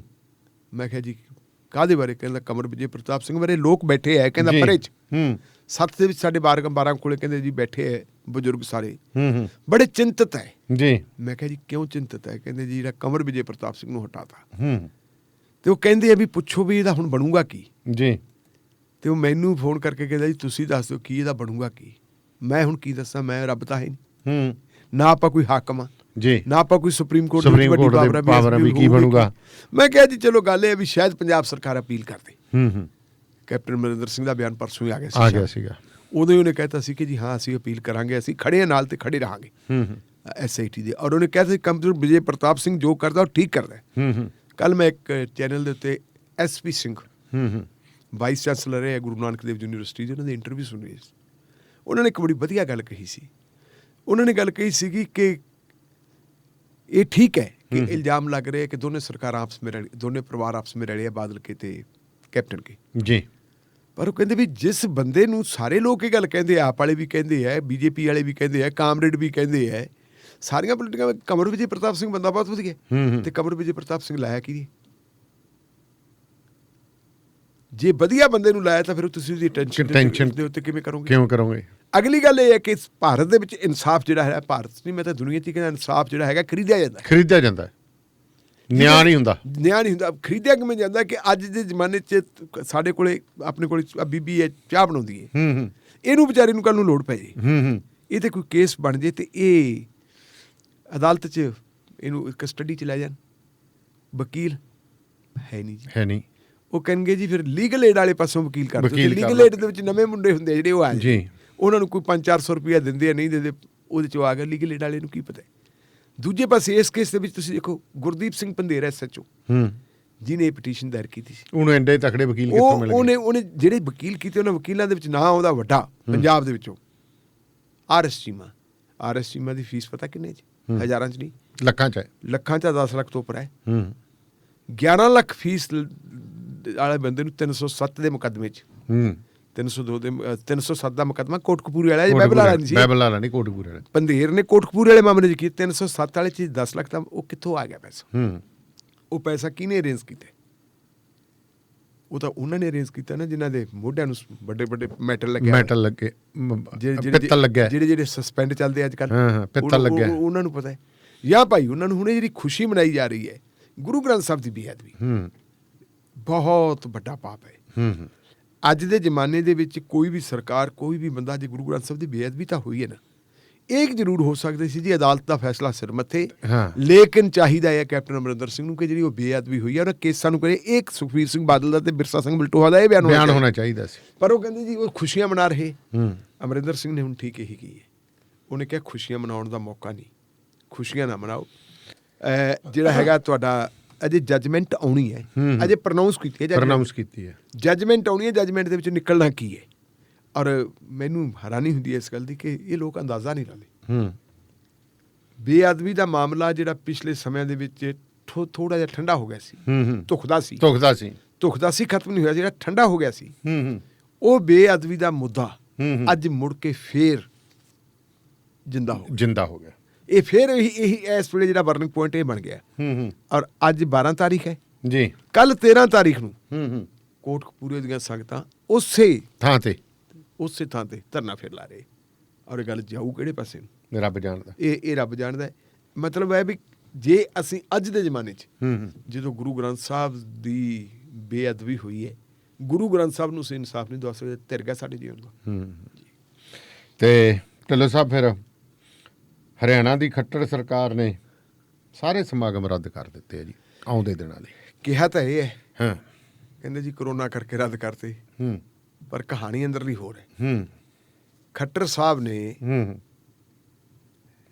ਇੱਕ ਯਤਨ ਕੀਤਾ ਸੀ ਕਿ ਕਿਸਾਨਾਂ ਤੇ ਮਜ਼ਦੂਰਾਂ ਦੇ ਵਿੱਚ ਫੁੱਟ ਪਾਈ ਜਾਵੇ, ਇਹਨਾਂ ਨੂੰ ਅਲੱਗ-ਅਲੱਗ ਖੜਾ ਕੀਤਾ ਜਾਵੇ। ਸਾਡੇ ਚੰਗੇ ਭਾਗਾਂ ਨੂੰ ਭਾਰਤ ਨੂੰ ਇੱਕ ਅਜਿਹੀ ਸ਼ਖਸੀਅਤ ਮਿਲੀ ਸੀ ਜਿਸ ਸ਼ਖਸੀਅਤ ਨੇ ਬਹੁਤ ਮਿਹਨਤ ਕਰਕੇ ਭਾਰਤੀ ਸੰਵਿਧਾਨ ਬਣਾਉਣ ਵਿੱਚ ਵੱਡਾ ਯੋਗਦਾਨ ਪਾਇਆ, ਤੇ ਉਹਨਾਂ ਦਾ ਨਾਮ ਸੀ doctor BR Ambedkar ji. Doctor BR Ambedkar ਸਾਹਿਬ ਦਾ ਜਿਹੜਾ ਜਨਮ ਦਿਨ ਹੈ ਉਹ 14 ਅਪ੍ਰੈਲ ਹੈ ਜੀ। ਕਿਸਾਨਾਂ ਨੇ ਪਹਿਲਾਂ ਹੀ ਫੈਸਲਾ ਕੀਤਾ ਸੀ ਅਸੀਂ ਮਨਾਵਾਂਗੇ ਕਿ 13 ਅਪ੍ਰੈਲ ਨੂੰ ਅਸੀਂ ਵਿਸਾਖੀ ਮਨਾਵਾਂਗੇ। ਬਹੁਤ ਵੱਡੇ ਵੱਡੇ ਸੰਤ ਮਹਾਂਪੁਰਖ ਹੈ ਜਿਹੜੇ ਜਿਨ੍ਹਾਂ ਦਾ ਸਮਾਜ ਦੇ ਵਿੱਚ ਜਿਨ੍ਹਾਂ ਨੇ ਚੰਗੇ ਕੰਮ ਕੀਤੇ, ਉਹਨਾਂ ਦੇ ਜਿਹੜੇ ਦਿਨ ਆਉਂਦੇ ਸਾਰੇ ਦੇ ਸਾਰੇ ਅਸੀਂ ਉੱਥੇ ਮਨਾਉਣੇ ਆ। ਨਾਲ ਉਹਨੇ ਕਿਹਾ ਸੀ ਡਾਕਟਰ BR ਅੰਬੇਦਕਰ ਦਾ ਜਿਹੜਾ ਹੈਗਾ ਅਸੀਂ ਦਿਨ ਮਨਾਵਾਂਗੇ ਸੰਵਿਧਾਨ ਬਚਾਓ ਦਿਵਸ, ਕਿਉਂਕਿ ਉਹ ਬਹੁਤ ਜ਼ਰੂਰੀ ਹੈ, ਉਹ ਸੰਵਿਧਾਨ ਦੇ ਨਿਰਮਾਤਾ, ਤੇ ਇਸ ਵੇਲੇ ਜਿਹੜਾ ਵੱਡਾ ਖਤਰਾ ਸੰਵਿਧਾਨ ਨੂੰ ਹੈ ਪਹਿਲਾਂ ਕਦੇ ਨਹੀਂ ਸੀ। ਤੇ ਫਿਰ ਇਹਨਾਂ ਨੇ ਖੱਟਰ ਸਾਹਿਬ ਨੇ ਵੀ ਕਰ ਲਿਆ ਜੀ ਕਾਰਵਾਈ ਜੀ। ਇਹ ਕਹਿੰਦੇ ਜੀ ਅਸੀਂ ਵੀ ਡਾਕਟਰ ਅੰਬੇਦਕਰ ਸਾਹਿਬ ਨੂੰ ਯਾਦ ਕਰਨੀ ਹੈ ਤੇ ਸ਼ਰਧਾਂਜਲੀ ਭੇਟ ਕਰਨੀ ਹੈ। ਕਰਨੀ ਕਿੱਥੇ ਹੈ ਜੀ? ਕਰਨੀ ਕਹਿੰਦੇ ਜੀ ਬਡੌਲੀ ਪਿੰਡ ਹੈ, ਇਹਦੇ ਕੋਲੇ ਆਪਣੇ ਮੇਰੇ ਖਿਆਲ ਰਾਈ ਹਲਕੇ ਕੰਸਟੀਚੂਐਂਸੀ 'ਚ ਪੈਂਦਾ ਹੈ, ਇਹਦੇ ਕੋਲੇ ਹੈ ਸਿੰਘੂ ਬਾਰਡਰ ਦੇ ਕੋਲੇ। ਅੱਛਾ ਜੀ। ਉੱਥੇ ਕਹਿੰਦੇ ਜੀ ਵੱਡਾ ਫੰਕਸ਼ਨ ਕਰਾਂਗੇ ਤੇ ਅੰਬੇਦਕਰ ਸਾਹਿਬ ਦੇ ਬੁੱਤ ਦਾ ਉਦਘਾਟਨ ਕਰਾਂਗੇ। ਇਹ ਫਿਰ ਉਹੀ ਗੱਲ ਹੈ ਨਾ, ਮਲੋਟ ਵਾਲੇ ਵਾਂਗੂ ਪੰਗੇ ਲੈਂਦੇ। ਹਾਂ ਵੀ ਉੱਥੇ ਅਸੀਂ ਕਹਿੰਦੇ ਜੀ ਕਰਾਂਗੇ, ਮਤਲਬ ਉਦਘਾਟਨ ਕਰਾਂਗੇ ਉਹਦਾ, ਤੇ ਉੱਥੇ ਅਸੀਂ ਦਲਿਤ ਸਮਾਗਮ ਵੀ ਕਰਾਂਗੇ ਕਿ ਸਾਰੇ ਜਿਹੜਾ ਹੈਗਾ ਹਰਿਆਣੇ ਦੇ ਵਿੱਚ ਉਹਨਾਂ ਨੂੰ ਇਕੱਠੇ ਕਰਕੇ ਤੇ ਫਿਰ ਦਲਿਤ ਭਾਈਚਾਰੇ ਨੂੰ ਵੀ ਅਸੀਂ ਤਾਂ ਤੁਹਾਡਾ ਕਰਦੇ ਹਾਂ, ਵਿੱਚ ਜਿਹੜੇ ਹੈਗੇ ਨਾ ਜਿਹੜੇ ਜੱਟ ਆ ਕੇ ਤੁਹਾਨੂੰ ਖਰਾਬ ਕਰਦੇ। ਜਿਵੇਂ ਪੰਜਾਬ ਦੇ ਵਿੱਚ ਵੀ ਇਹਨਾਂ ਨੇ ਅੰਬੇਦਕਰ ਯਾਤਰਾ ਕੱਢਣ ਦਾ ਐਲਾਨ ਕੀਤਾ ਸੀ, ਤੇ ਉਦੋਂ ਥਾਂ ਤੇ ਦਲਿਤ ਭਾਈਚਾਰੇ, ਪੰਜਾਬ ਦਾ ਦਲਿਤ ਭਾਈਚਾਰਾ ਸੁਚੇਤ ਹੈ, ਇਹਨਾਂ ਨੇ ਕਿਹਾ ਸੀ ਖੇਡਾਂ ਨਹੀਂ ਤੁਹਾਨੂੰ ਅਸੀਂ ਖੇਡਣ ਦੇਵਾਂਗੇ। ਸਭ ਤੋਂ ਵੱਧ ਤਾਂ ਭੀੜ ਤੰਤਰ ਦੇ ਨਾਲ ਜਿਹੜੇ ਸ਼ਿਕਾਰ ਹੋਏ ਦਲਿਤ ਹੋਏ ਬਿਲਕੁਲ, ਦਲਿਤ ਤੇ ਘੱਟ ਗਿਣਤੀਆਂ, ਤੇ ਹੁਣ ਸਾਡੇ ਤੁਸੀਂ ਜ਼ਖਮਾਂ ਤੇ ਨਮਕ ਛਿੜਕਦੇ ਹੋ, ਉਹਨਾਂ ਨੇ ਨਹੀਂ ਕਰਨ ਦਿੱਤੇ। ਇਹ ਉੱਥੇ ਯਤਨ ਕਰਨ ਵਾਲੀ ਗੱਲ ਸੀ। ਤੇ ਫਿਰ ਕਿਸਾਨ ਮੋਰਚੇ ਨੇ ਵੀ ਫੈਸਲਾ ਕਰ ਲਿਆ ਕਿ ਜੀ ਅਸੀਂ ਤਾਂ ਕਰਾਂਗੇ ਡਟਵਾਂ ਵਿਰੋਧ। ਉਧਰ ਤਾਂ ਕਿਸਾਨ ਮੋਰਚੇ ਨੇ ਫੈਸਲਾ ਕਰ ਲਿਆ, ਤੇ ਨਾਲ ਜੀ ਫਿਰ ਜਿਹੜੀ ਹੈਗੀ ਹੈ ਸਰਬ ਜਾਤ ਹੂੰ ਤੇ ਸਰਬ ਖਾਪ ਹੂੰ ਉਹ ਸਮੇਲਨ ਸਾਧ ਉਹ ਮਹਾਪੰਚਾਇਤ ਹੋ ਗਈ ਉਹਨਾਂ ਦੀ, ਕੱਲ ਉਹਨਾਂ ਦੀ ਮਹਾਪੰਚਾਇਤ ਹੋ ਗਈ। ਹੂੰ ਉਹ ਕਹਿੰਦੇ ਲਓ ਜੀ ਗੱਲ ਇਹ ਹੈ ਕਿ ਬਾਕੀ ਹਰਿਆਣੇ ਦਾ MLA ਕੋਈ ਆ ਜੇ, ਹੂੰ ਵਜ਼ੀਰ ਕੋਈ ਆ ਜੇ, ਅਸੀਂ ਕਿਸੇ ਨੂੰ ਨਹੀਂ ਰੋਕਦੇ, ਹੂੰ ਪਰ 2 ਬੰਦਿਆਂ ਨੂੰ ਨਹੀਂ ਅਸੀਂ ਵੜਨ ਦੇਵਾਂਗੇ। ਹੂੰ ਮਤਲਬ ਹਰਿਆਣੇ 'ਚ ਕਿਤੇ ਵੀ ਪਹੁੰਚ ਜਾਣ, ਇੱਕ ਮਨੋਹਰ ਲਾਲ ਖੱਟਰ ਤੇ ਦੂਜਾ ਦੁਸ਼ਯੰਤ ਸਿੰਘ ਚੌਟਾਲਾ। ਆਓ ਕਹਿੰਦੇ ਫਿਰ ਤੁਹਾਨੂੰ ਦਿੰਦੇ ਹਾਂ ਅਸੀਂ ਚਾਹ ਨਾਲ ਆਂਡਾ, ਹੂੰ ਆ ਜਾਓ ਕਹਿੰਦੇ ਬਣਾਉਣੀ ਕਾਰਵਾਈ। ਹੁਣ ਕਿਹਾ ਤਾਂ ਇਹ ਹੈ ਕਿ ਜੀ ਅਸੀਂ ਕਰੋਨਾ ਦੀ ਵਜ੍ਹਾ ਕਾਰਨ ਸਾਰੇ ਸਮਾਗਮ ਰੱਦ ਕਰਦੇ ਹਾਂ, ਹੂੰ ਪਰ ਕਰੋਨਾ ਤਾਂ ਕੁੰਭ ਦੇ ਮੇਲੇ ਤੇ ਵੀ ਉਹਨਾਂ ਨੂੰ ਕਹਿੰਦੇ ਕਰੋ ਨਾ, ਹੁਣ ਨਾ ਕਰੋ ਨਾ। ਹਾਂ ਹੁਣ ਅਗਲੀ ਗੱਲ ਇੱਕ ਇਹ ਆ ਗਈ ਕਿਉਂਕਿ ਕਿਸਾਨ ਅੰਦੋਲਨ ਦੇ ਜਿਹੜੇ ਕਿਸਾਨ ਸੰਘਰਸ਼ ਦੇ ਲੀਡਰ ਹੈ ਉਹ ਵੀ ਉੱਥੇ ਪਹੁੰਚ ਗਏ, ਟਕੈਤ ਸਾਹਿਬ ਵੀ ਪਹੁੰਚ ਗਏ ਸੀ, ਉਹਨਾਂ ਨੇ ਵੀ ਕਹਿੰਦਾ ਹੱਲਣ ਨਹੀਂ ਦੇਵਾਂਗੇ ਅਸੀਂ ਕਿਸੇ ਨੂੰ, ਸਾਡੇ ਵਾਲੇ ਵੀ ਪਹੁੰਚ ਗਏ, ਸਾਰਿਆਂ ਨੇ ਕਰ ਲਿਆ ਫੈਸਲਾ ਜੀ ਅਸੀਂ ਡੂ ਐਂਡ ਡਾਈ ਦੀ ਲੜਾਈ ਹੈ ਸਾਡੀ। ਹੁਣ ਫਿਰ ਇਹ ਬਹਾਨਾ ਤਾਂ ਹੈਗਾ ਨਾ ਵੀ ਕਰੋਨੇ ਦਾ, ਪਰ ਪਤਾ ਇਹ ਹੈ ਕਿ ਲੋਕਾਂ ਨੇ ਹੈਲੀਕਾਪਟਰ ਦਾ ਉੱਤਰ ਨਹੀਂ ਦੇਣਾ, ਇਸ ਕਰਕੇ ਸਾਰੇ ਪ੍ਰੋਗਰਾਮ ਰੱਦ ਕਰਤੇ। ਦੱਸੋ। ਸੋ ਬਹੁਤ ਬਹੁਤ ਧੰਨਵਾਦ ਢਿੱਲੋਂ ਸਾਹਿਬ, ਮਿਹਰਬਾਨੀ। ਸੋ ਪ੍ਰੋਗਰਾਮ ਸ਼ਮਾਦਾਨ ਇਸੇ ਤਰ੍ਹਾਂ ਜਾਰੀ ਰਹੇਗਾ। ਡਾਕਟਰ ਹਰਸ਼ਿੰਦਰ ਕੌਰ ਹੋਣੀ ਤੇ ਸ਼ਿਵਿੰਦਰ ਜੀ ਨਾਲ ਗੱਲਬਾਤ ਜਾਰੀ ਰੱਖਾਂਗੇ ਅੱਗੇ।